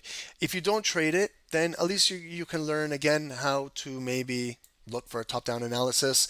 Remember, all of these have the same characteristics. They're all candlesticks on a chart. Now I'm just switching over to oil. So this trade's different than gold. This trade's different than S&P 500. This trade's different than GBP USD that you're normally used to. So this is crude oil now. Completely different security, different mindset, different spreads, different commissions. All of those things. You got to factor all of these in before we even look to even take a trade. What are we trading? Why are we trading this? What's going on in the overall world with supply and demand of oil right now? Geopolitically, like what's happening? There's a lot happening with news around oil right now. It's at critical levels. Like below $70. This is when we do a top down. You're going to see we're at some critical levels. This could be a good opportunity to look for some buys, but they could continue dropping this. If we look on the daily, look at this daily. Woo! Look at this. This is daily chart. Oh man. Okay, so right away I get excited when I see this. I see a lot of zones sticking out right away at me. Okay, one area of interest is $80 a barrel. Okay, you have to acknowledge this. Right here, this zone, 80. Okay. Right there, those two big rejections. We traded into it, they pushed it down. We traded into it, they pushed it down. Resistance, higher time frame in the past. Continues to bring it into the future. We came back into it, dropped it down. We came back, there's a nice First green body close above it. Did we have a body close there? No. Did we have one there? No. Did we have one there? No. First one was right there on March 14th. March 14, 2024. First green body, a close above it. Then you can flip your zone to green now. And then any pullbacks you should be looking to buy. You didn't really get, the pullbacks were just shy of it. Didn't come trade into the box. Take that nice big move up to there. Continuing with this zone across. See now, again, it came down, trading back into supply, back down, trading back into supply, back down, trade right back into it, then the drop. Continue with this zone into the future right there. We just came recently, August 12, into it, $80, and that's that drop coming down. Coming back up, lower high, pushing down. So I know we're nowhere near $80 a barrel, but do you guys understand how that zone is sticking out? If you're looking, if you need more zones, here's another one. There's a double top right there. There's another one. Okay, now you can start to see if you're going to trade the imbalance from $80 to $83, $84. There's an imbalance up there. Okay, we're nowhere near that. We got to focus on what's going on down here. Here's another zone that I can see that just broke. Like, look at inside here. Like, look at where you get majority of touches. Okay. Right here. That was support. Okay, I'll make it even green to show you. Came back above, we push, pull back right into the green box, back up, pull back right into the green box, back up. Bring it in here. Okay, we were trading below it. Came up to retest it. These are kind of gaps in the market here. Okay, those do happen from time to time, and on certain charts and securities and brokers, you'll see gaps. Okay, continue to move forward. There it came down, back up. We dipped down, back up. All of this garbage came back, and then we got above it again and continue to push that leg up, bring it across. This leg that came down, again, right in the green box, back up, bring it again. You see we kind of broke those wicks right there, back up, broke it, started that leg. Here was a physical red body that did close below. So when we're looking for a retest right here, it didn't get rejected to drop. It came back up again, and then they started to drop it down. Now, again, we got a big red body that closed below. So this zone is now red. Okay, so you see we're nowhere near $80, but we found a new red zone at 72.50 block. And now, what do we have below us? Look at right here. How many times did crude come down to $67 down here? And how many times did it get respected? Multiple times. So right here, that's got to be a green zone. Came down once, came down twice in there, back up. That was a big drop, stop hunt. Came back up, volume closed, again above. We came back down into it, back up. Came back into it, back up. Came back into it, back up. Don't stop. When you figure something out and you got something, there it came back down, back up. Don't stop. Now, oh man, crude might trickle right down to us on the daily, right into 67. This might be a fantastic long position on crude. If we can get filled in here, it could be a great move. This is where I would be looking for a nice bullish swing position on crude. But don't also look the breaks right here. Okay, look at the stops hunts right here, here, here, and here. Just have a yellow line just in case they do break it. This would be a better fill. If we could get filled at 65 down in there, oh, that might be a great fill. Okay, so do you guys understand just by looking at just some critical zones? Okay. Now what's going on? Okay, so we've been pushing down from here, came down, lower low, lower high. New lower low leg, pull back, lower high. New lower low, pull back, lower high. New leg down, new lower low. We've had a couple pullbacks. How many of you guys, be honest, have been buying oil and getting sucked in these last few days? Because it's been $70 is good opportunity to jump in, but look at the follow through. Like, look at the follow through. We had this big bar start Tuesday, sell off the market. It came back up green, green, green. We got rejected there and pushing down. So what I like to do with the red box now is bring it right down to these bodies and these wicks.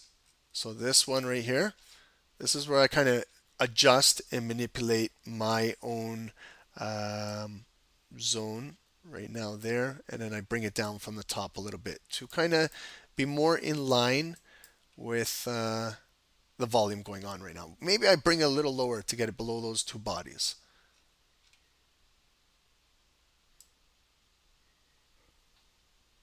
Okay. Let's see right here. A little lower. Right there. Okay. So it's kind of just about 50% of the volume. We came back up, back down. No wick, okay, on the low. So even daily candles can break for new lows. Came up and closed. Today, let's follow today's daily volume. Okay, was very bullish at the open. It was green, green, green, green. We got up to $70.75. You guys know me on the call. I always look for quarter moves, 25, 50, 75 cents, $1, $1.25, $1.50. What are the rate cuts? 25 points, 50 points. Always psychological mathematical numbers. Make sure you dial in on those numbers, okay? They'll help you with your trading. So you see, we came in there, that made the high of the day. They pushed it back down. Do we even have a low wick on today's candle? Right there. Like, I don't even know where it is. We're at the low of the day. So I'm just going to place a purple line, maybe at yesterday's low, since we're so close to yesterday's low, right there. $68.85. This is a massive daily shooting star candle coming down that could break yesterday's low and continue to drop. Now I got a black chart. I don't know where it could drop. We got to look below the purple line where we have gone before, and where do we have maybe more touches. Okay, it gets ugly down here, but here is one area I can see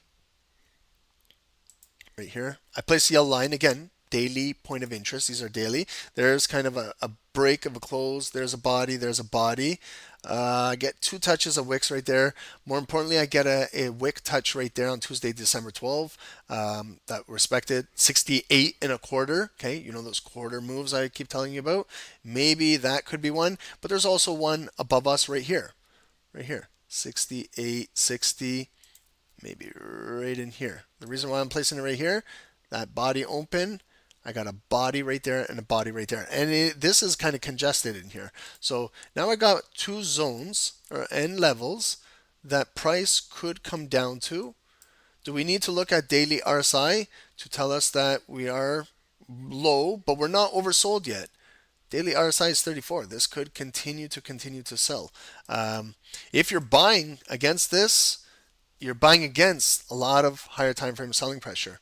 Okay, so what we need to do is also, maybe if we get a reversal, if it comes back up, maybe one more point of interest is yesterday's volume, open and close, 50% of it, half of it is right there. So again, I place one more yellow line to cut it, so I know $69.75 is, if we can come back up green, green, green, this is where, again, it might get rejected and keep the sellers pushing down. If we can close with some good volume above here, then maybe it might start the reversal on oil. So today, it's a nasty shooting star candle coming down. Those buyers early in the day, you know, if they didn't pip and dip or grab some money, the market's pushing down. So we're already right now just took out yesterday's low and it's continuing to drop. So let's see if we can come down into 68 right here, this yellow line. See if it finds a wick here.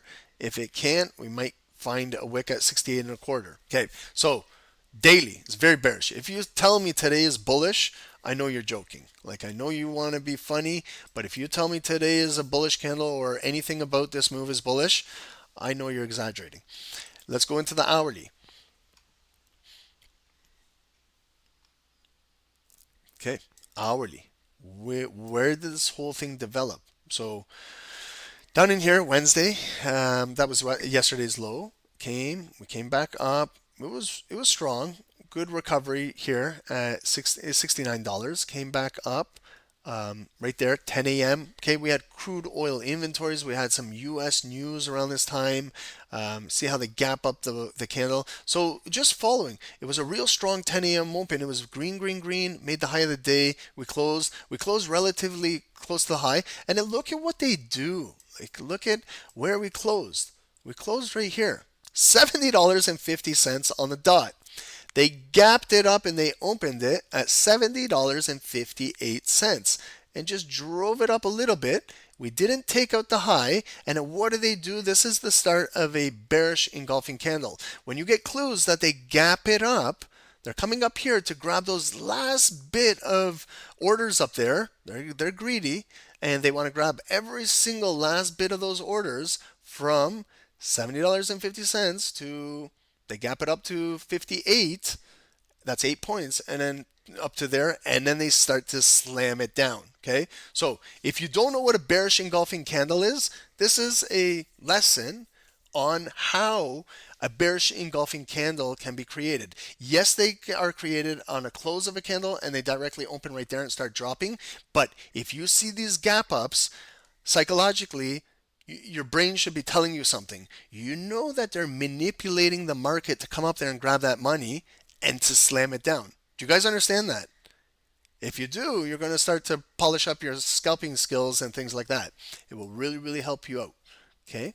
So, you know, when I say we were talking about playing poker and we get a tell, maybe I'm playing poker against you and I know you're bluffing and I see you're nervous, you're sweating, and I know you. You got facial expressions and things like that. I know you're full of shit. So I'm going to call your bluff. So this is how the market kind of, you know, gives us a little tell if we're paying attention. A lot of traders don't pay attention to this because they're worried about chooches, but they're not paying attention to price action. Okay, so this is some things that you really got to be dialed in to see. Some traders don't care about it. You know, I'm not. Doesn't matter to me, but I'm telling you that this helps you understand price action to a whole new level. And then look at the bearish engulfing move. We came all the way down. Did we test into 50%? Normally right there, I would have a white line.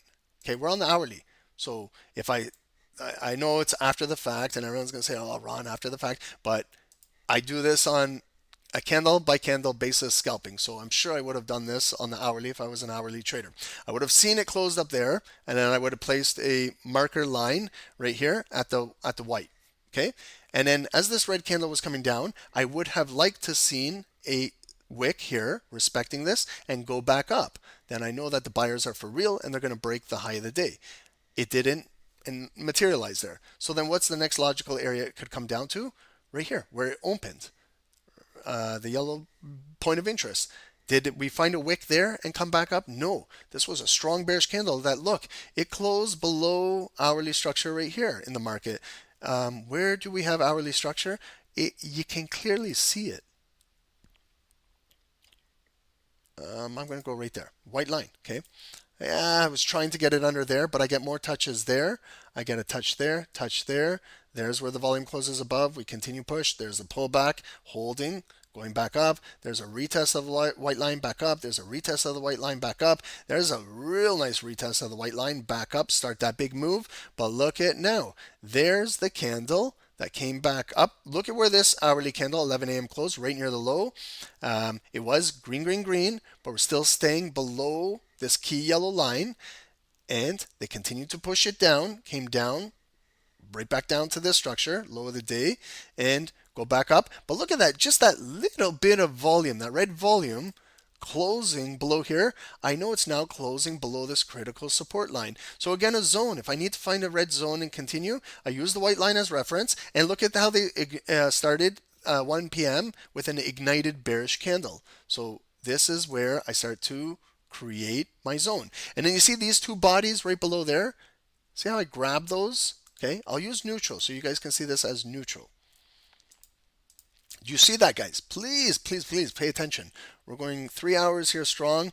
I want you guys to understand this. Right there. Okay, that was the volume. Bring it across. Look at the gap, that ignited bar. They're pushing down. Okay, stretch this. When you figure out a zone or something, that gives you an edge, stretch it across. Make it red. Okay, and now we follow this. It opened red, ignited, but it's got a big wick. This is not a short wick. This is a big wick. Okay, so it had a lot of pressure to push down. So the sellers, they were in control. Red, red, red, red. We came down to the bottom of that previous low, noon, and they punched it and they dropped it for a new lower low. And then it's coming back up. But we still have a lot of this majority red volume that's going to close in 7.5 minutes. Okay. And then to keep this pressure pushing down, right there, I've got an hourly close, an hourly open, 50% of that green candle right there. Now, this is where I look to the left and there's a white line. Okay, close right there, opens right there, bullish candle, open, close, 50% right there. So this white line, $69.01. I'm off by a tick. Okay, I'm off by a penny. If you want to round it to $69 flat, yeah, that's a good psychological level. So if the sellers continue to keep this below 69, we could continue to see further push down. I need to see buyers bring it back above $69 in order to maybe see a counter reversal, because we're fighting some heavy selling pressure. Okay, so that's the hourly. Do we got hourly support? Yeah, when we're breaking this yesterday's low of the day, we got a wick there, and today's wick. So if you kind of want to draw a green box, try and keep it realistic. Like, don't bring your green box down there, just bring it to those, and then now you can see where buyers are now stepping in. Okay, right around there. Now we got more of a zones. Okay, now I'm going to go into the lower time frame, the 5 minutes. You can go to the 15s, you can go 30, you can go 1 minute, whatever you like. Overall, okay, so we hit our high of the day at 10:45, and since then it's been pushing down where they broke below all of the structure right there, but it came up quickly, and then they pushed it right back down with a lower high, and closing below. Again, it came back up, and they're pushing it right back down. Now we're kind of, look at the volume. It's kind of like dead. Look at it. Is there any pulse on these candles? So we're trading in the big green box. We're trading below the hourly $69 resistance. And if we want to trap this area, again, we watch to see how we accumulate in here. And if the buyers accumulate, we could quickly fill from $69 to $69.20. That's 20 points on US oil. Or we continue selling down and we start breaking down even further. Now again, what is the overall trend? The trend is selling. If you need to draw a trend line, like if you don't see this trend pushing down, okay, and then you can see momentarily we're kind of breaking above it, but the trend is overall bearish. Okay, well, however you look at it. RSI now, okay, I know some of you guys use this. It dipped down right there, 26, oversold right there at that first bottom. So we saw strong buyers step right back in. It came up. Did it get into 50 or above, that psychological level? It got close up there, but again, it got rejected down. So we're still in an area of weakness. So the sellers continue to push it down. The buyers are weak. And you see the volume is really, really thinning out. But it's making a higher low from the previous low of RSI 26. Now it's hitting 31, 32. So it's technically making a higher low off the bottom of our RSI indicator. But maybe we got to see it develop, or maybe one more liquidity grab at this yellow line. See them scoop the liquidity and then bring it right back up. If you want to do like a mini trend line that's happening right now, this descending move, you can certainly start it right here at 12:30.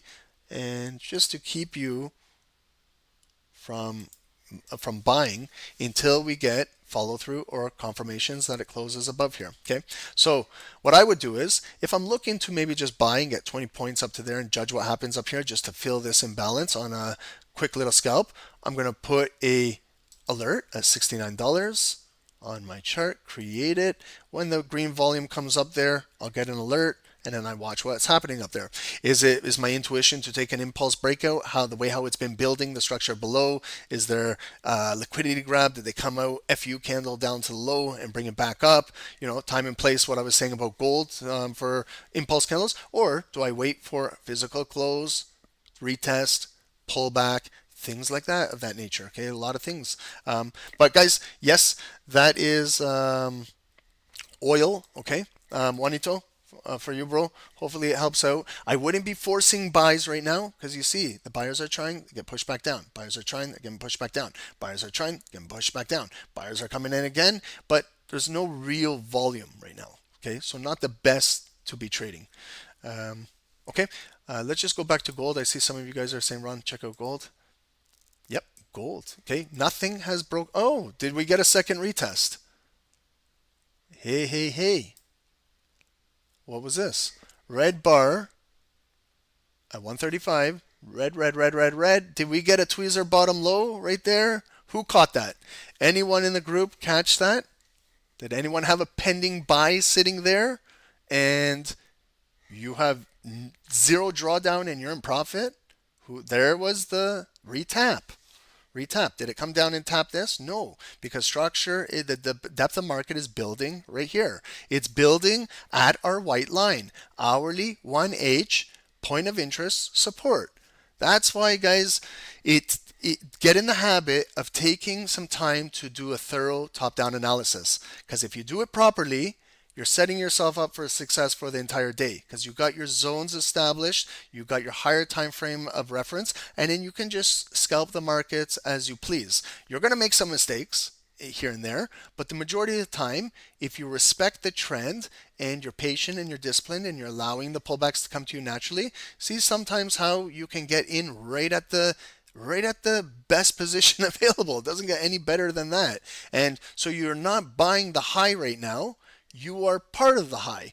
I'm just going to put a ruler out there just to show you guys, like this right there, those two retaps to where we're at. Guys, that's 35 pip move with zero drawdown by marking your price action.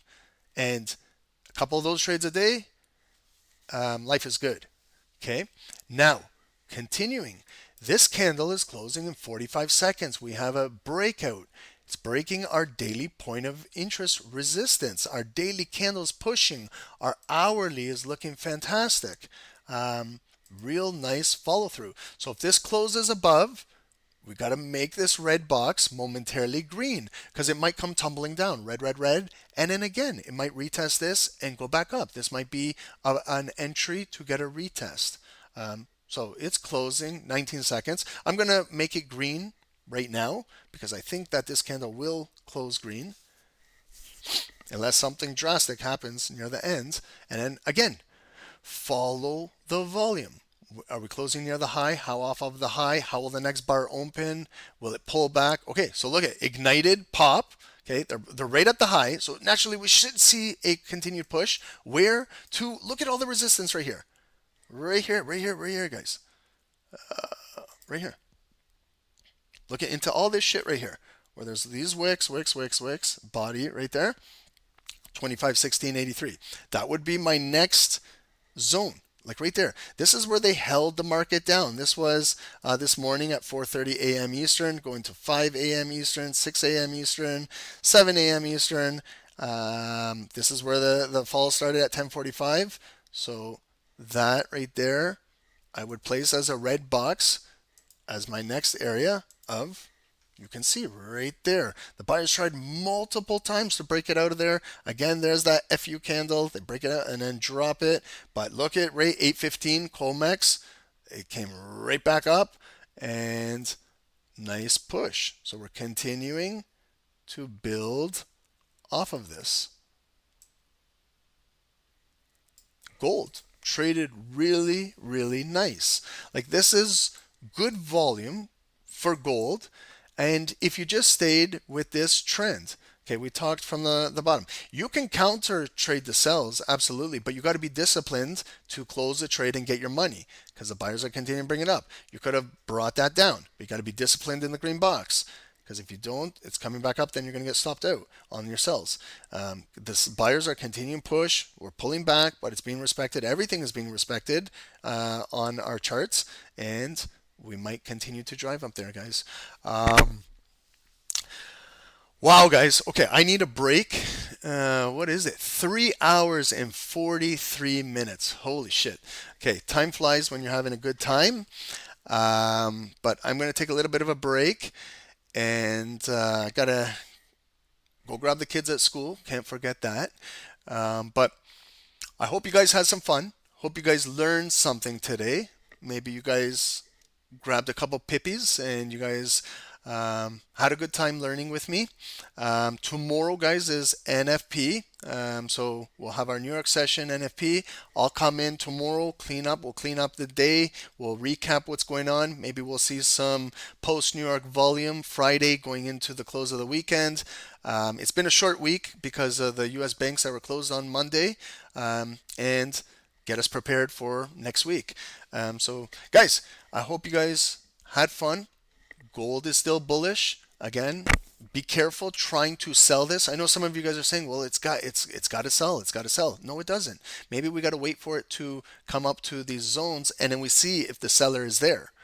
Otherwise, the seller could do this. Look at the seller could be there showing, poker analogy again. The seller could be there showing their cards in the depth of the market. Then they see the volume coming to them. Then all of a sudden the supply is disappearing, and it's a spoof. And then then what they do is they place their offers a little higher, and then that allows clearance for the buyers to go right through here. So that's why it's nice to have a depth of market. I believe Top Step has the depth of market. They use obviously they use the live futures data. So any extra edge you can have, if you can see a depth of market. I was reading that they got that tilt indicator. That's pretty cool. If you're not familiar with that, that's something to read up on. I'm reading on it too. I'm learning about it. So that's pretty cool that they have that. Just lots of good stuff. Lots of technology these days. But guys, had a pleasure. God bless. Please hit the like button on today's call if you guys can do that. If you guys have a minute on Zoom to head on over and just hit the like button, we do appreciate that, guys. Trade very careful going into the close today. Not big on earnings today. No big corporations. Earnings today. If you had a good day in the markets, if you did good in London, if you did good in New York, and you're at your targets, end the day, end it positive. And please, guys, listen to my last words, what I'm saying here. Do not do anything silly in tomorrow's NFP. Okay, you can be aggressive. I'm not telling you not to be aggressive, or you can be passive. That's your choice. But your trading size is your control, no one else's. You can still trade aggressive, but you can trade with aggressive risk management. Don't go over leveraging your entire, say I've made $1,000 this week so far and I'm doubling down tomorrow on NFP. It's probably a silly decision, because if something happens, you're going to regret it. So if you cannot trade news, or it's too fast for you, then let the news come out. They're releasing the numbers at 8:30. Wait 15 minutes. Wait till 8:45. Wait till 9 a.m. Let everything happen and watch. Did it break some lows? Did it break some highs? Where's the volume closing? Is it respecting your top down? Can you see? Do you get any clues as to what's going on? And maybe trade after, and maybe you'll get some better setups. Okay, guys. Good boy. You are at a loss today. Probably some traders are at a loss today. So there's going to be losers. There's going to be winners every single day in the markets. But what's up to you is now to learn from your losses. Okay, I had a loss yesterday on yesterday's call. We got traders in our group that lose. You guys lose. We all lose. Okay, but you gotta go and learn from your mistake. Why did you lose today? Were you selling against this uptrend? That could be a reason why you lost today. And then now it's time to learn. Maybe we shouldn't be going against the trend that's showing us strength. Maybe we should flip and be a buyer. Or if we're selling and we see it's still building, maybe we close our trade at a smaller loss. We take a break even. We don't make any money. We don't lose any money. But then we close the trade. It's ego too. It's not good to just have one bias and one bias only, because that could turn around and hurt you. You got to understand that the trends can change. But if you see something that is moving in a general direction, try to your best ability to trade with that direction, as opposed to going against it. If you are counter trading, then you might have to learn how to pip and dip. I don't know how else to teach it. I don't know what else to tell you. Like if you sold down here, you sold down into the big green box. You made some money selling, close it, take your money. Because this is a demand zone. Again here, this leg that sold down, you made some money. You're coming into a demand zone, a higher low demand. You made some money, close it, grab your money. Again here, these bars that sold down is sold down to the green box. You made some money, but if you didn't close, unfortunately you lost. Again, this leg came down, this bar came down, but nothing is materialized. Again, might be sellers here selling it down, but it's still higher low, it's still moving up. It's difficult to counter. Try to your best ability to trade with the trend. If you got to draw a trend line, draw a trend line. Whatever you got to do. Okay, guys? But I'm going to get out of here. We'll see you guys tomorrow. I'm starting these calls sometimes earlier. Like today, I believe we started at 10:30. I'm going to try and get in here as early as possible. Dave in New York finishes around 10:15. Then maybe I can come in right after. We'll try our best to start these as early as possible. Okay. Yes, guys. And at the top of YouTube, you guys have our Telegram channel pinned at the top. Right here, guys. So there was a gold signal long XAU USD at 10:17 a.m. at 2508, 2509. This is the chart right over here. So 2508. What we were just talking about. Here's the overall trend coming up. Yes, there was the push down, but it respected the trend. There's a double bottom. Okay, one bottom, come back up, come back down, double bottom, volume close above 2508. That was that initial move that came back, but again, suggested stop loss is below here. It pulled right back down, still held, didn't break the structure, still holding the trend. Again, you get another confirmation of volume closing above and have a hard time, difficult. We saw it this whole morning, break through there, but still higher low, new higher high, higher low, and then now they're really redistributing the volume. So sometimes you got to allow trades to develop. It's not always you're going to hit a trade and then it's just going to go green, green, green all the way up there. I would love if that happened. But sometimes they're going to pull back, and if you have your stop loss placed below, you see the stop loss is placed below critical structure right here, and you have to account for how big of a stop loss you're using. That's how you adjust your lot or contract size, and then you could go to possibly a nice target for TP. Okay, so that's gold. It's pinned at the top of the YouTube channel for you guys. Yeah, so thank you guys. Appreciate all of you guys. If you'd like to join us, be a member of the team, we'd love to have you guys. Here's our website. I was going over the education that we do here. Lots of education, and a lot of fresh new education coming. I'm in the process of building that out. Okay, guys, so have a great day today, everyone on Zoom. If you guys can get a little bit more engaged, maybe on one of these calls, the way how Newt did it with Dave and got on there, I would love to have a volunteer, someone who's not shy, someone who's full of life like me. No, I'm just joking.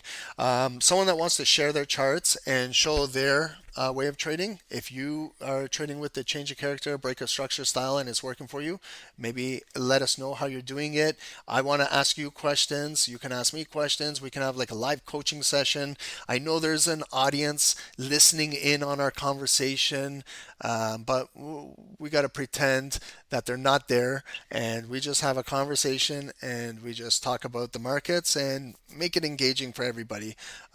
Try new fresh things, so you guys are not just listening to myself or Dave speak, we're listening to you guys. Love to hear from you guys. Okay, guys, enjoy the rest of your afternoon. Gold is still strong, has not broke down yet. Let's just recap oil, see where US oil is. Okay, so US oil is still in our box. It's building a little bit, okay? Came back up. Again, they're pushing it back down. Maybe building, yeah, maybe it might trickle through here a little bit buy side, but also they're pushing it down red, so might continue selling off a little bit more. So there's no buy criteria yet until we test and close above $69. Okay, that's US oil. S&P, I know is wow. Okay.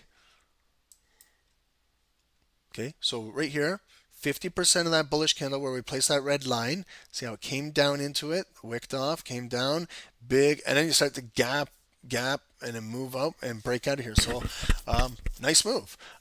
Now, the red box, make it green. So flip the zone.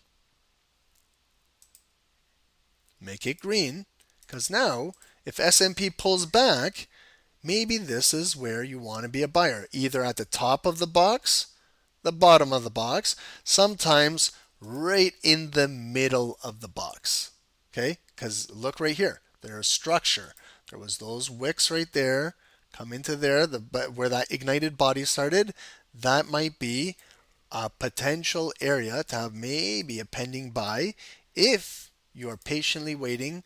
You didn't get in, maybe it comes up there, it's touching now our daily point of interest. If it pulls back somewhere in here, that might be a nice discount buy in an area of demand and take it back up. Okay, locating zones is very important. Okay, gold sell right now, no, not yet. Look at what you're selling against. You're selling against all of this. Were these sellers successful? Was that candle successful? Not yet. Allow it to come, maybe tap into here, because there's more structure. Then we can maybe see something develop. But I would wait for it to tap into 25, 16, 17 in here to really see what happens in here. Because look, that's where it got rejected. That's where it came up, rejected, came through here and really rejected it. Started the big move down today. So it might be getting ready for a sell, but I would not hit the sell button yet. It's still bullish. Look at it. It's still making higher low, higher low. You got a green candle still making higher highs. Difficult to sell this. Not yet, in my opinion. Okay, guys, have a great day, because if not, I'm going to sit and talk all night with you guys, okay? We'll see you guys tomorrow. Thank you guys. I appreciate all the likes. Appreciate you guys sharing the channel. Everyone on Zoom, I appreciate you guys going over and supporting the channel as well. Thank you guys. See you guys tomorrow. Have a good day. God bless everyone. Take care. I hope you guys learned something new today. If you didn't, you'll learn something tomorrow. Join us tomorrow.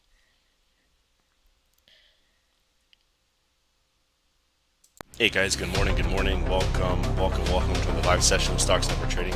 My name is Dave, guys, my partner is Ron. Let's get down to business here, guys. In on US 30, sell. Okay, I'm jumping in. Guys, that's a 100 pip drop. Yes, we caught it. Hey, guys, 200 pips, please secure.